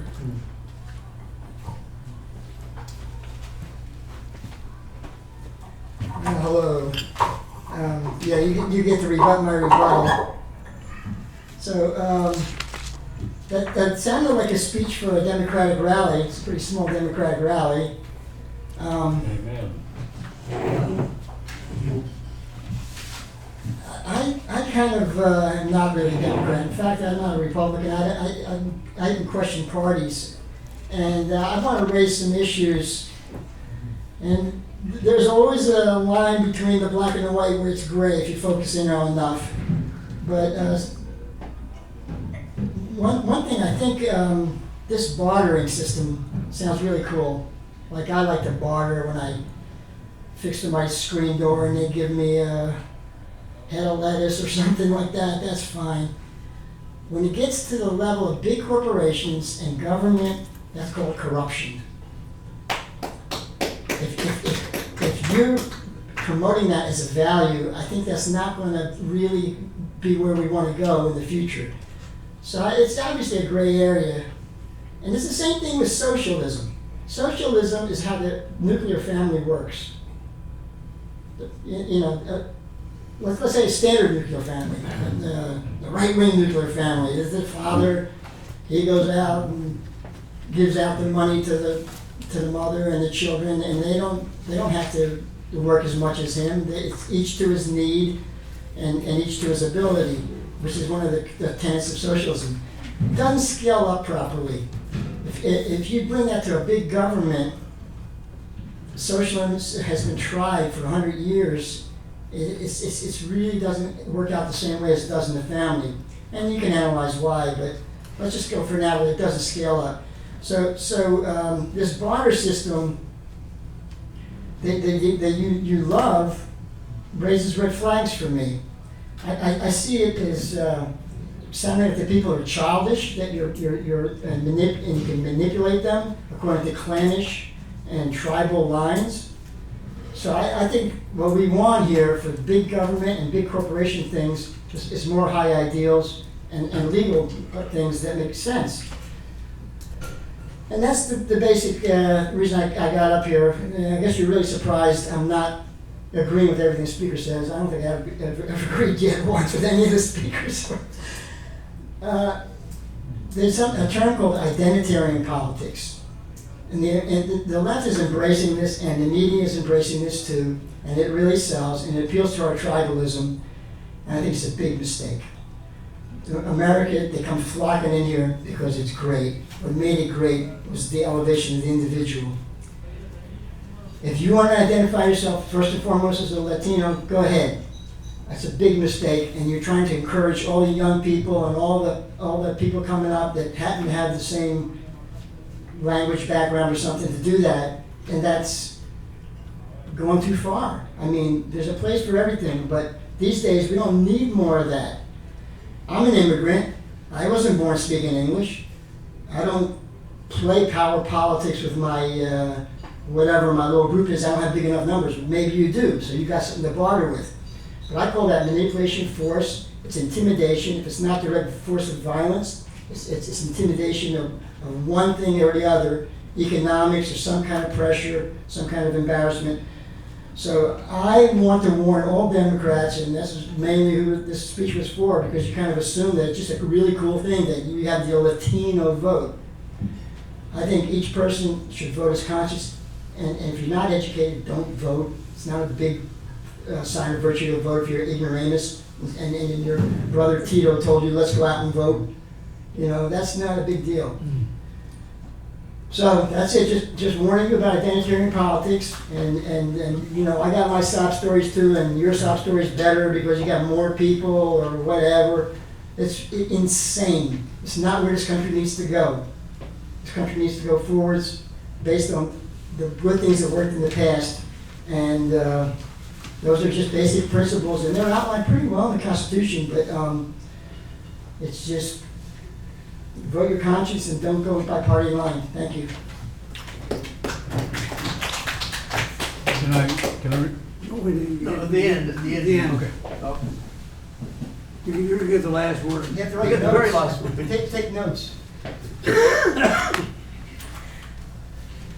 Thank you for coming to share with us this evening. It did sound like Democrats. He's a Democrat. And it sounded like he gave an open mind, however, to questions from the group, some that were quite pointed, and he took them as with an open mind. And sometimes in this meeting, you know, we have the attitude that we have the answer. Nobody has the answer. It's a, you know, if life were that easy, that somebody just had that, if we just did this, it would fix it all. Life is complex. In my social work classes, I had a professor from New York, and every single class, she said, life is complex. It's just not that simple. And also there's the phrase,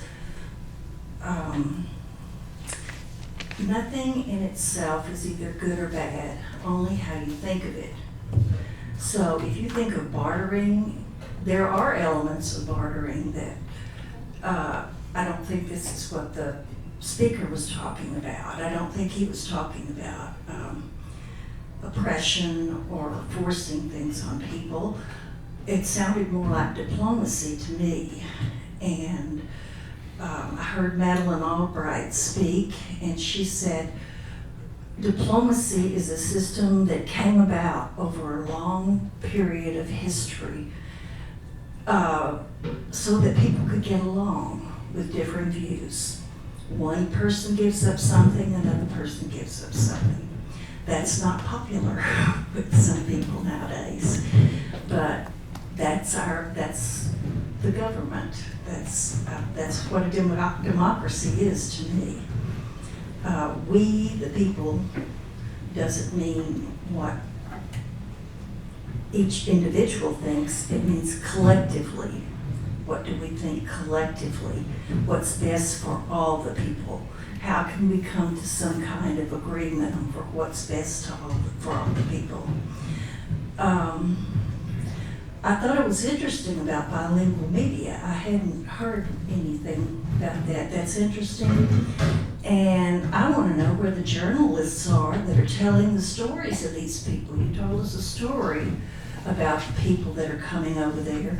Where are the journalists that are telling these stories? We need to hear them. I hear some of them occasionally on public radio, but I don't think we hear near enough of them. And when people ask, I worked in the Valley. I taught school in Corpus Christi. I visited a lot in Laredo. I taught in San Antonio. I lived in San Antonio for a number of years. And I have no difficulty at all understanding why people want to come to America. I just don't get it. I don't get why people don't understand why somebody would want to come here. And when you read journalists and you see movies of the oppression, why wouldn't they want it? Why wouldn't people from other countries want to come here? In Corpus Christi, some of the people that I taught school with were from Mexico, or they had relatives in Mexico. And I became aware of the huge, even much bigger than the United States, discrepancy between the rich and the poor. Humongous difference. And the poor have no power. They don't have power. And you say, why don't they just overthrow like we did here in America? Well, that's nice if you have some money to do that, but the people in power are the people that have the money. And the oppressed don't, and they have a different history than we do. They have hundreds of years of oppression, the conquistadors, all of the different, oppressive groups, massacres. So reading and exposing yourself to the arts, literature, and movies help understand why people want to come here. One thing that bothers me about the talk of the wall, building the wall, George Lopez had a comment about that. He's a Hispanic comedian. He said, boy, they better build it fast, because if they leave their materials out there overnight, they'll all be gone. So he had some humor about it. He could talk about his own people. It was quite humorous. But the economy of the Valley, a lot of it depends upon ecotourism. And I'm aware of this because I've been a birder for a number of years, and for at least 20 years. They've been developing the World Birding Center down there and maps of where to go for birds. People come from all over the world every year. It's one of the biggest birding destinations in the world. And a lot of that will be cut out if the wall breaks up breaks up the area where the migration of the animals, and destroys the Rio Grande River. So I don't know if there's anything else I wanted to say, but thank you for coming. Okay, thank you.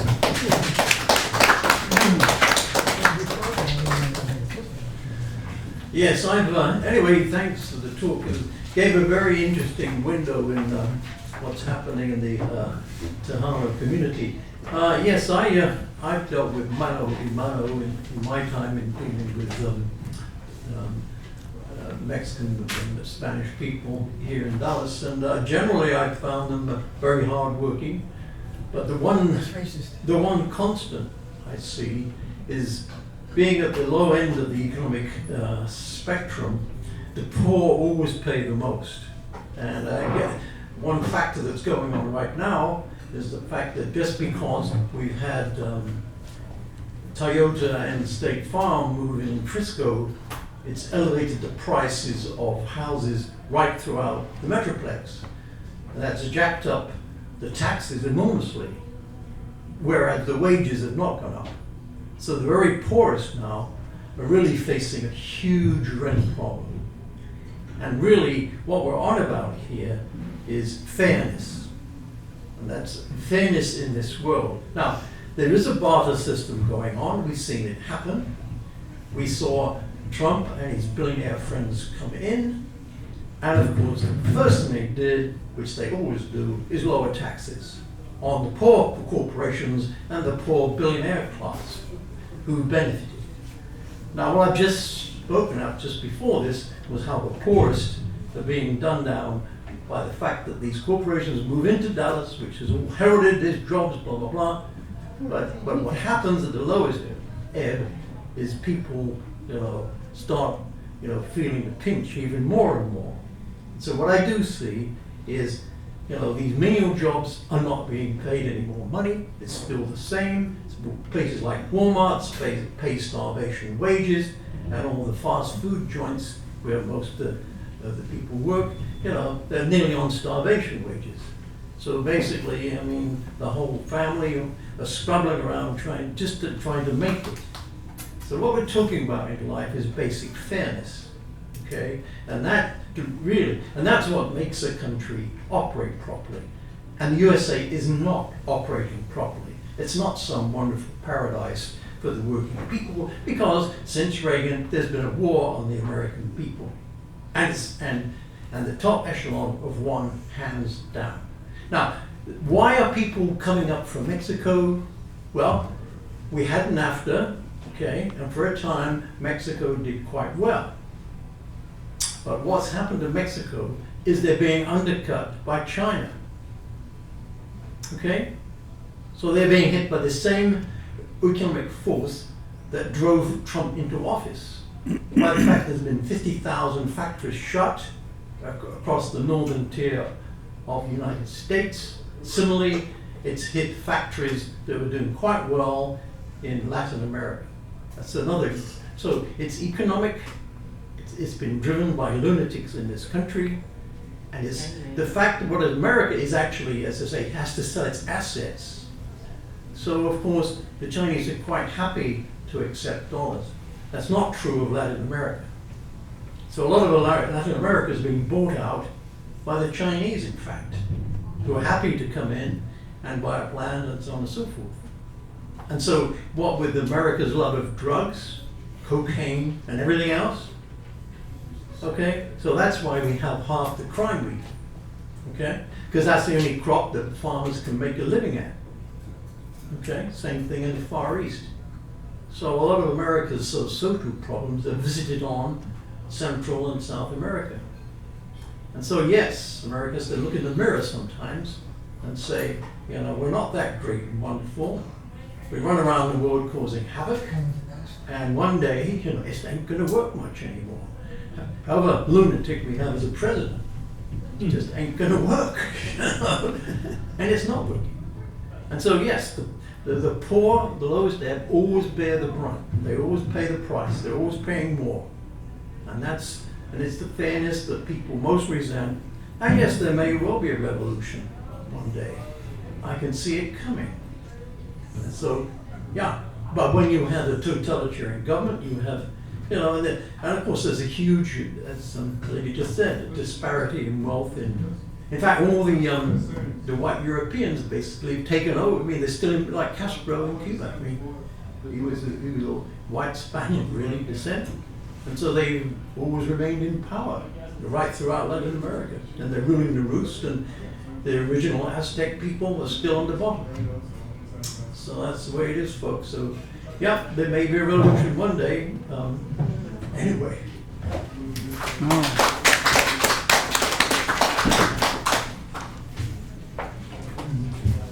I'd like to thank you for your remarks you made, and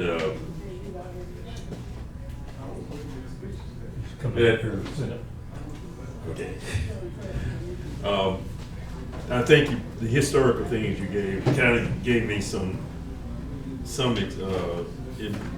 imparted to me some things that I hadn't seen. I worked from San Antonio to the border from 1968 with the OEO program and later with public health and community health centers and things like that. And I got to observe some of the Latino culture. One of the things that I observed is at that time, that between the range of 1968 to 1994, their families were much more tightly knit. Their culture and the Catholic Church had an impact on that. And the fact you deal with history, some of the things, if some of us knew our history, we wouldn't have made some of the iterations we made this evening. In 1968, from San Antonio back to the border, all the political offices were held by whites, and there probably was not more than 20% of the population. And something happened in Crystal City in 1966 that started changing all of that. And right now, they dominate the political offices in that part of the country, in part of the state. Another factor that affects Latinos in America, the Texas Constitution does not make Latinos minorities. They're not considered a minority. They're considered as white. Only Asians and African Americans are minority as based on the Texas Constitution. And that, for some of the middle class Latinos, that's imparted. And the other factor about people coming over here, some of the people come over here are skilled in bricklayers, carpentry, and cement work. They learn that as a trade there, and they bring it here. But the very few people from Mexico come in with high skills, and that should tell us something. And we look at our own history. All of us, except the American Indians, are immigrants, and our immigration policy was good for some people and bad for others. We had a quota system, and based on the quota, if you had a small part of the quota, you had a smaller number of people come in, and that was applied to most of the southern part of Europe. The northern part of Europe did things.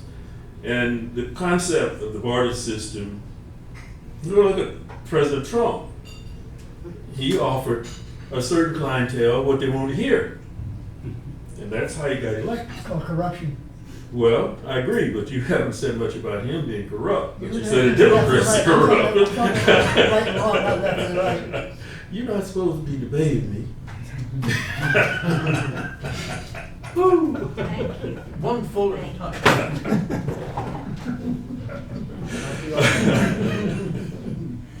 But our whole political system is based on barter. You offer somebody something we call qui pro quo, something for something. And what you're saying through the media, since many people do speak Spanish, if they don't get it through Spanish, they don't know what you're saying. And I thought, because there were a couple of television stations that were Spanish, but you're saying they had Spanish names, spoke Spanish, but they were not of the Spanish people. Is that correct? Because the the mayor of San Antonio was president of one of these companies. But to understand some of the dynamics in our political system, You have to walk in the shoes, or try to walk in the shoes of people who walk there. Since I'm from an art group, I know our history and what we've gone through and what we're still going through. And you've got to be very assertive. And right now, we live in a country, if you don't have a skill, a trade, a profession, you'll be very, very marginal. And that's the way it's going to be. And we'll deliberately try not to educate segments of our society, even poor whites. We don't try to educate them either. And until we can find common ground, we're going to have problems. And honestly, the people come over here are not the well-off people in Mexico or Honduras or any other country in Central and South America. They're, like I said, the poor people. They're trying to find something better. Just like most of the immigrants that came here from Europe and Asia, same thing. But right now, most of the skilled people come from China, India, South Korea, places like that. Come over here. They get a permit to come over for a certain period of time. So we got to look at those things. So they are. When I was in the Valley, when I first went down, they were not too much involved in politics, but it was changing. And really, they're pretty political right now. The Catholic Church creates a paradigm that relates to the Republican Party because most of them don't believe in abortion. They don't like the gay people a little bit. That's kind of built into the teaching. And that affects how they see the world when they get out there. That's not everybody. That's not everybody that go to Catholic Church. They just like me. I go to church and I don't buy into everything. And I may be wrong or I may be right. So those are the kind of things you look at, the impact of religion, history of our own history. Because in the early history of the country, one of the people or scholars from France wrote about group democracy in the United States. Everybody was with groups and that's how they work together to get elected and get things changed. So that's a part of our history. and really, it's a part of it right now. So I think everybody have a right to their opinion, but we ought to think more objectively. Thank you.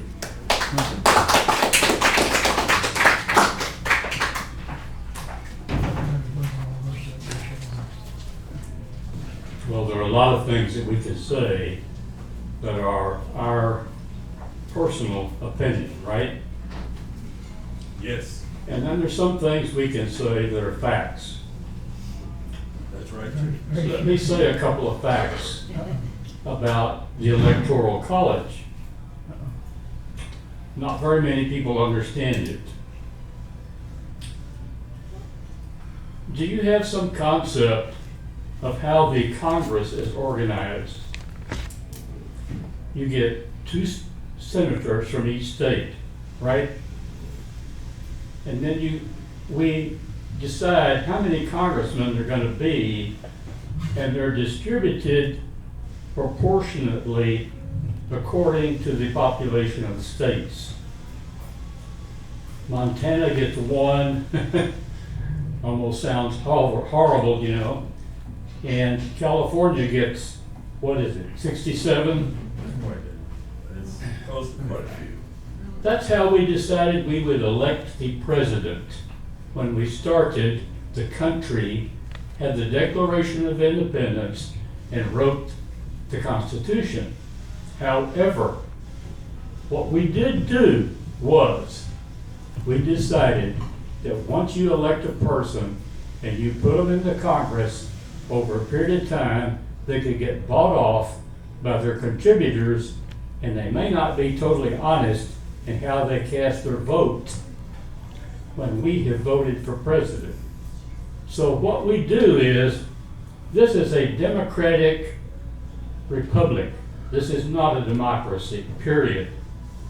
We are not the United Kingdom of North America.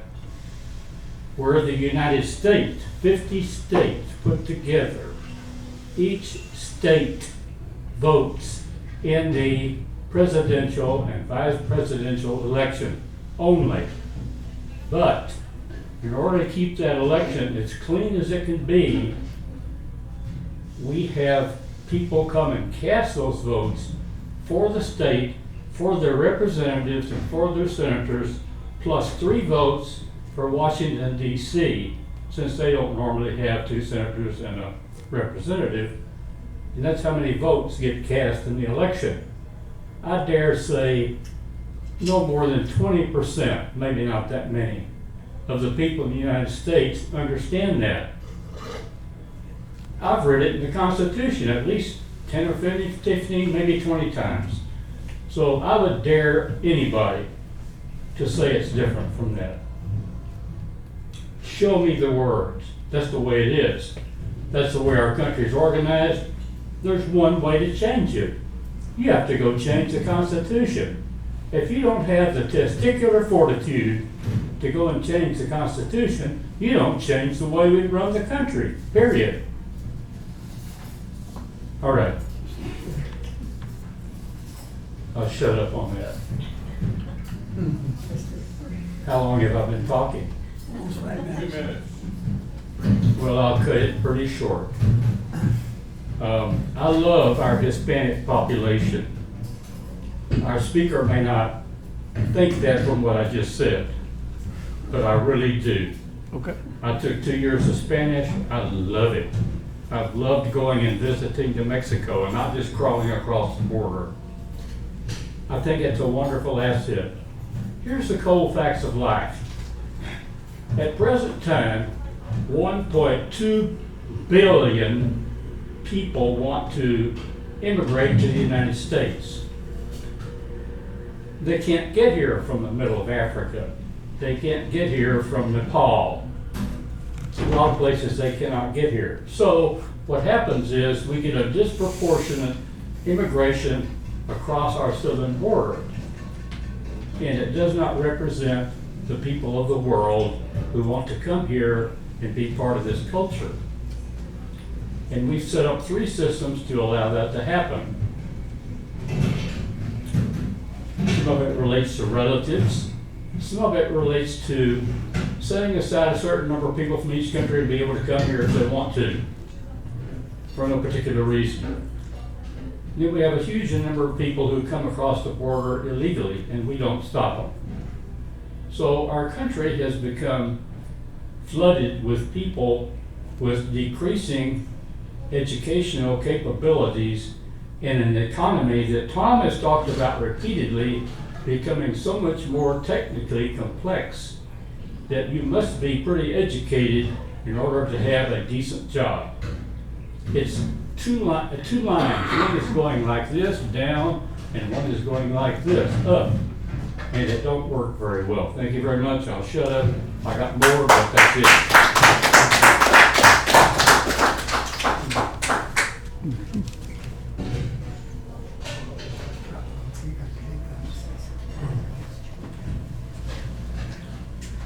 Well, I think one of the things that really hasn't been touched on here, and I'm keying off of one comment of the speaker where he was basically saying about some group, what have you ever done for us? Here's the problem. The Democratic Party has done a lot for the Hispanic community. But can you in the future go where the Democratic Party is going? The Hispanic community has a moral ethic. That is a work ethic, that is family values. Religious values. And the left within the Democratic Party is going another direction. And I'm saying, you know, they're what do you say, their kind of Father Christmas grab bag that they've been offering, I think is there's an ideological challenge there. And I think you're going to have to address that. And I found it interesting that during a past gubernatorial election, we had Deborah Medina running, and possibly she could have gotten much more support, but see, she was running Republican. Now, if you're really advocating for the Hispanic community, why can't you play both wings of this bird against the establishment for the good of the Hispanic community? Why be locked in to one party here? Because I've been in meetings with conservative Hispanics before, and I think they really seem to have found their home there. Are the Republicans sold out to the corporations? Yes. Are the Democrats sold out to the same corporations? Yes. Another thing is why can't the Hispanic community come together for the people on issues like we've been pursuing, like fluoride? I would say we did get one council member, is it Aldo? I don't remember his last name. He did vote to drop the addition of hydrofluorosilicic acid in the Dallas water. But we had others who were saying they were going to support us who didn't. Now this is something that affects everyone. The studies are out now. It does drop IQ. It is a poison. It has no business being in the water. The science is in. So I question why the Hispanic community can't operate in their own best interest, and why they have a feeling they have to go along with the powers that be. So I guess that's basically it. Is if you're truly going to be for the Hispanic community, be for them. Be for them in all cases, irrespective of party.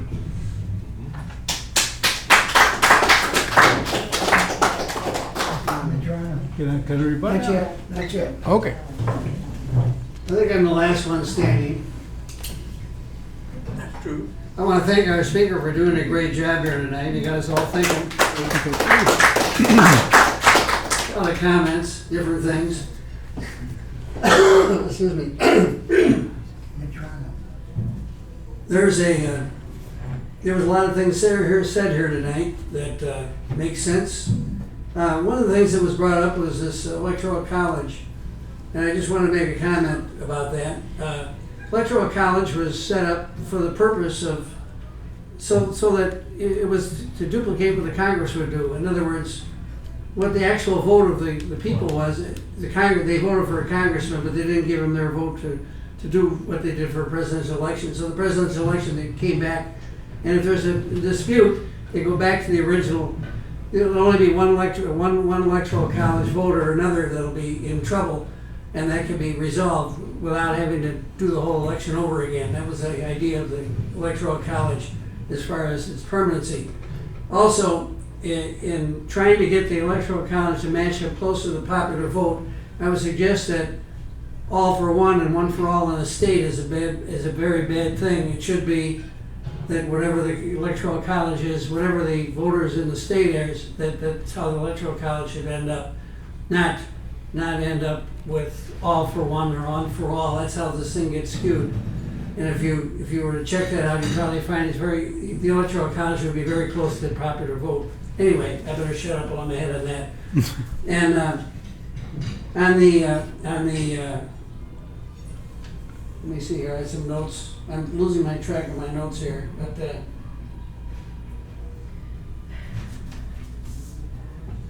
on the future of our country, as far as the Latino vote or any other vote, the question has always been why is not people engaged? And they're not engaged because they can't identify. They can't identify because we don't address their issues. And one of the problems we have in this country is that money talks and bullshit walks, so to speak. Money dictates a lot of things. And we have the best Congress money can buy, and it's one of our problems. And we've got to correct that. It has to be corrected. And to me, the answer partially is maybe free airtime for all political candidates. The last 90 days of a general election. If the challenger got free airtime, there'd be some challengers would win elections over incumbents.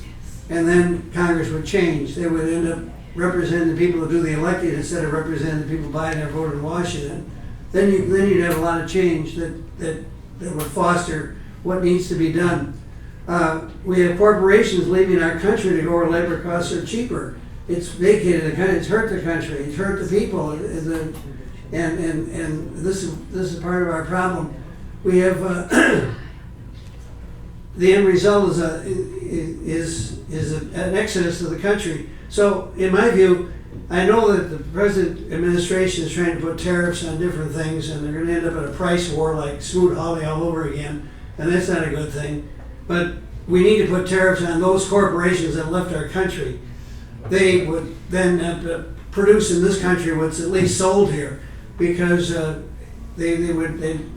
cost of the tariff would be too much for them. That would be the answer in that respect.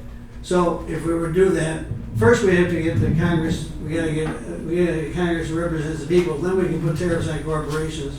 And we might consider shortening the workday in this country, and the corporation won't leave town on us.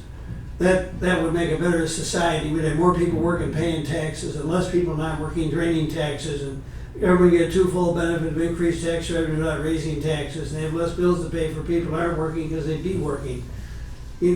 Society would be better off. Anyway, I better shut up on my head now and give this back to our speaker.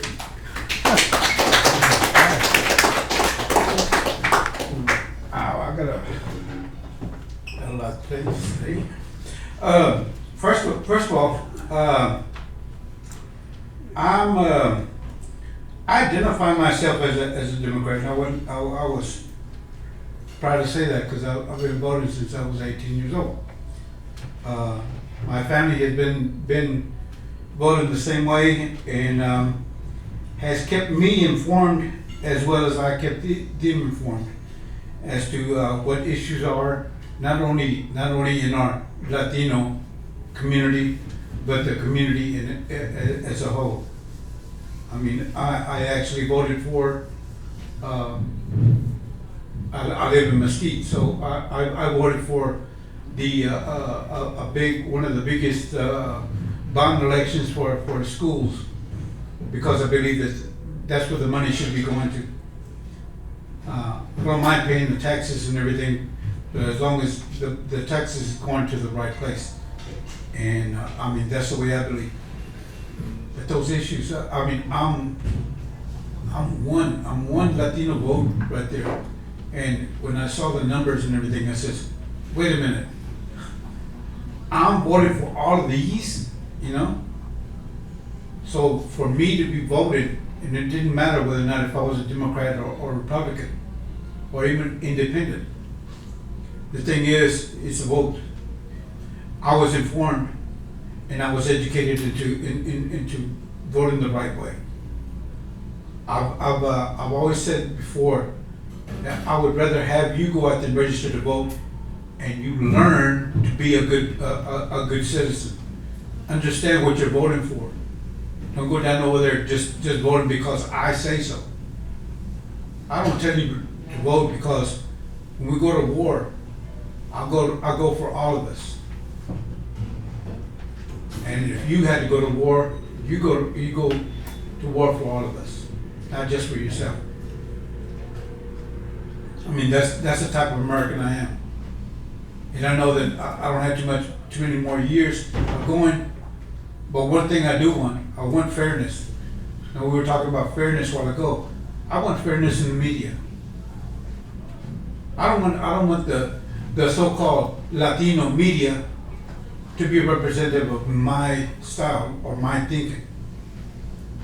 Because media has always been there to inform the people, inform the community, and to be there. I know because I was in radio myself. And I know about petitions and everything about what a petition is. Petition is to ask for a license to be on the air. And they all signed a petition to inform, to be there to inform the Hispanic community. Well, what are 500,000 community Latinos registered to vote? Where's their media? And this is what I'm fighting for. I'm not fighting for Democrat media, Republican media. They're out there. We can choose which way to go. The thing is, if I give them something, they're gonna listen to me. This is all part of what I was talking about. This is part of the media. If I can connect with you and touch you in the heart, you're gonna listen to me. I'm gonna give you a choice. If there wants to be a counter media, then let it be. But give us a chance. Give us a break. Now, do you understand that? Give us the media first. And if they want to counter whatever one media does, let the other one have it. We have that now. We never complain that the other media is doing us wrong or whatever. No, we just don't listen to them. You can just turn the channel.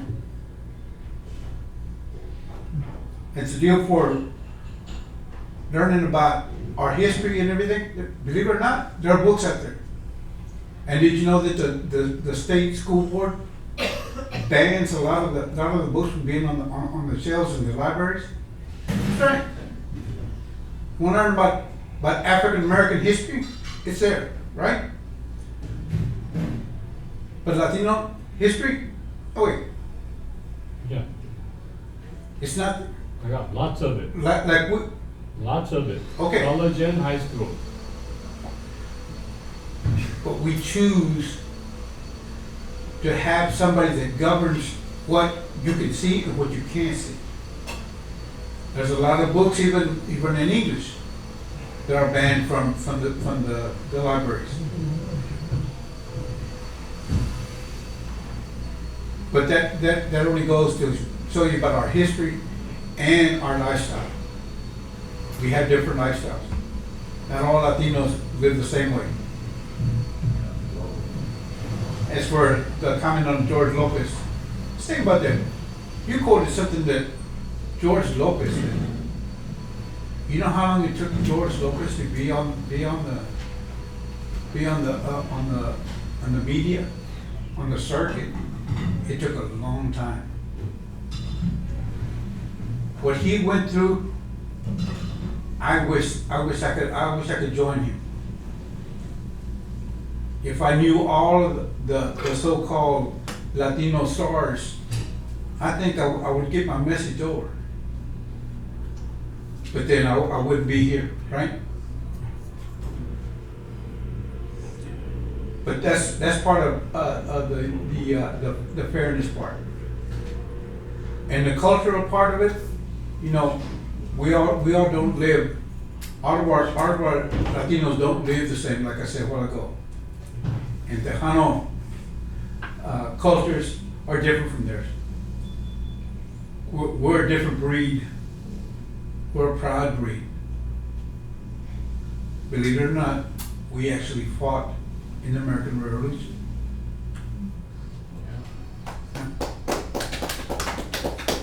And I was so proud of that. Look at that. I mean, I'm very proud of them.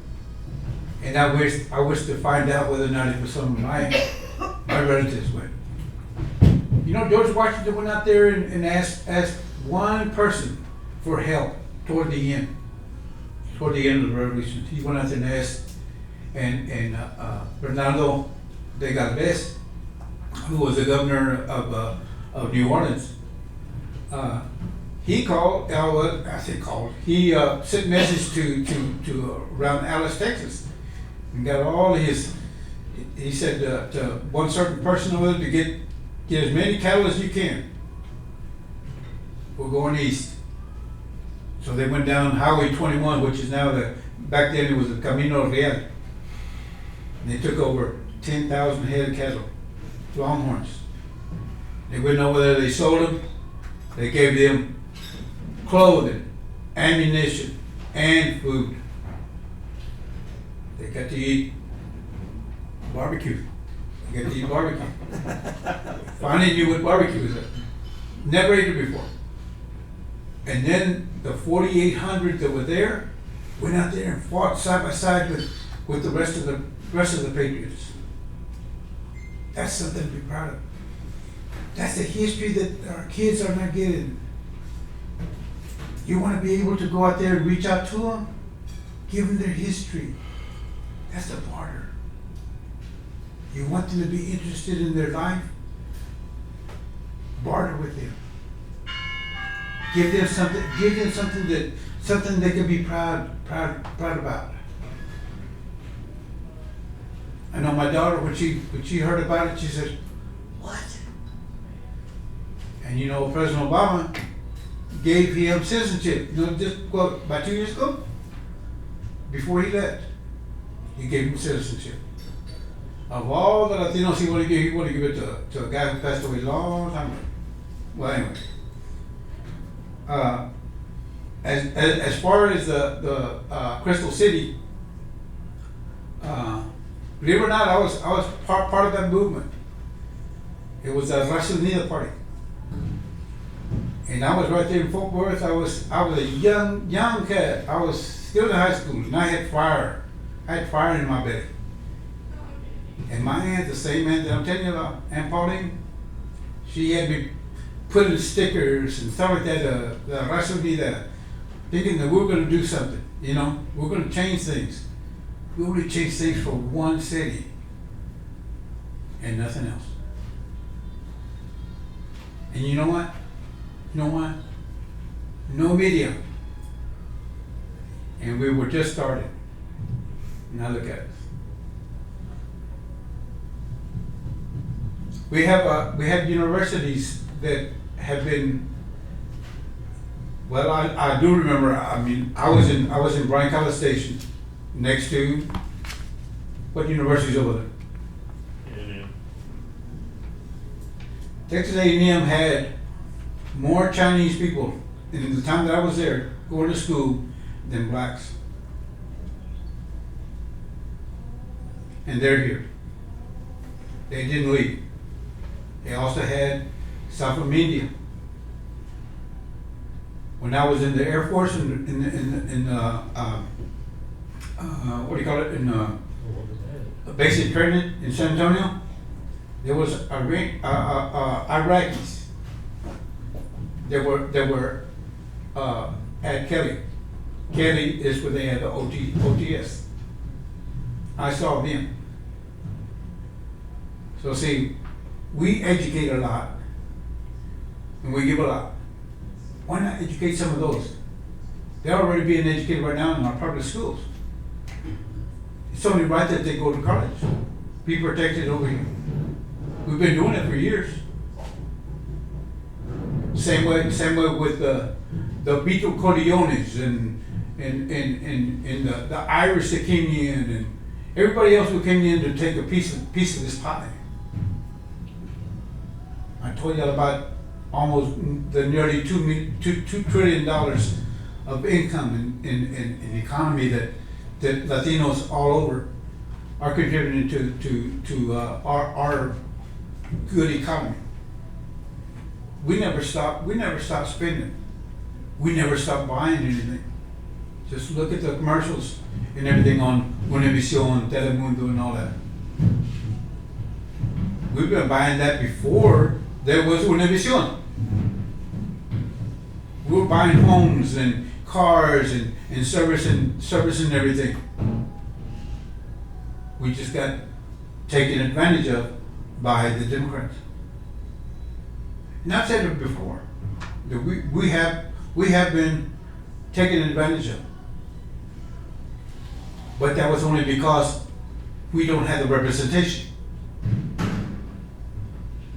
When you represent, when you have the numbers, why not represent? It makes sense. We don't want an apartheid country, do we? So we already went through it. We already seen what that happens. What happens in that? That's not going to happen here. But I tell you what, let there start being some deportations, some mass deportations and everything. Let there be another repatriation act, and you're gonna see madness. And all just to say that I did it? Come on. Our bilingual media, bilingual Hispanic media, it's going to give them a chance at least to go out there and take a chance on what we're saying. and then have a rebuttal on this side. Same way that what y'all have here. I said it before, that if I were to have a radio station or be part of the programming on a radio station, bilingual Hispanic media, I would try to build a common bridge to be able to touch our youth.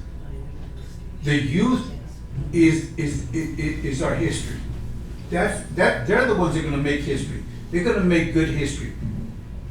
They're seeing all the faults that's going on. They're not no dummies, but they don't have the voice. What's the voice? The vote. I'm trying to reach out to them, and that's what I want to do. Oh. Anyway, like I said, that's part of my last deal, is that my media would bring up those issues, bring up your issues. Want to be part of the community. I don't want them to be part of. I've lived with whites. I've lived with blacks. I've lived with Asians. My father was one of the best body men that after he came out, he went to the GI Bill, he went to the GM studios, the GM schools over here in Arlington.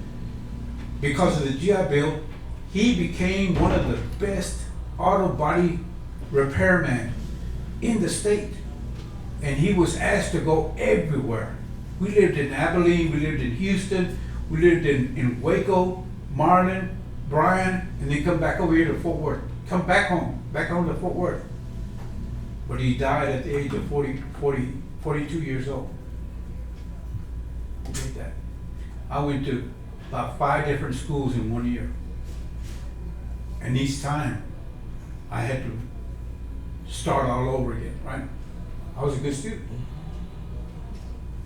But only because I was able to go out there and interact with our people. All people. I was always the minority, even though I was classified as white. We changed that. I want to thank y'all for this time with y'all.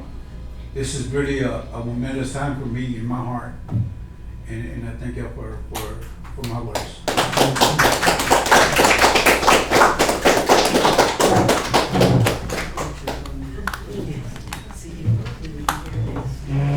Well, that's it for tonight. Our speaker's still here. They kick us out of here at 10:30, just so you know. And 5:15. see you next week. Just fine. Yeah. Wonderful. Thank you. Let me know.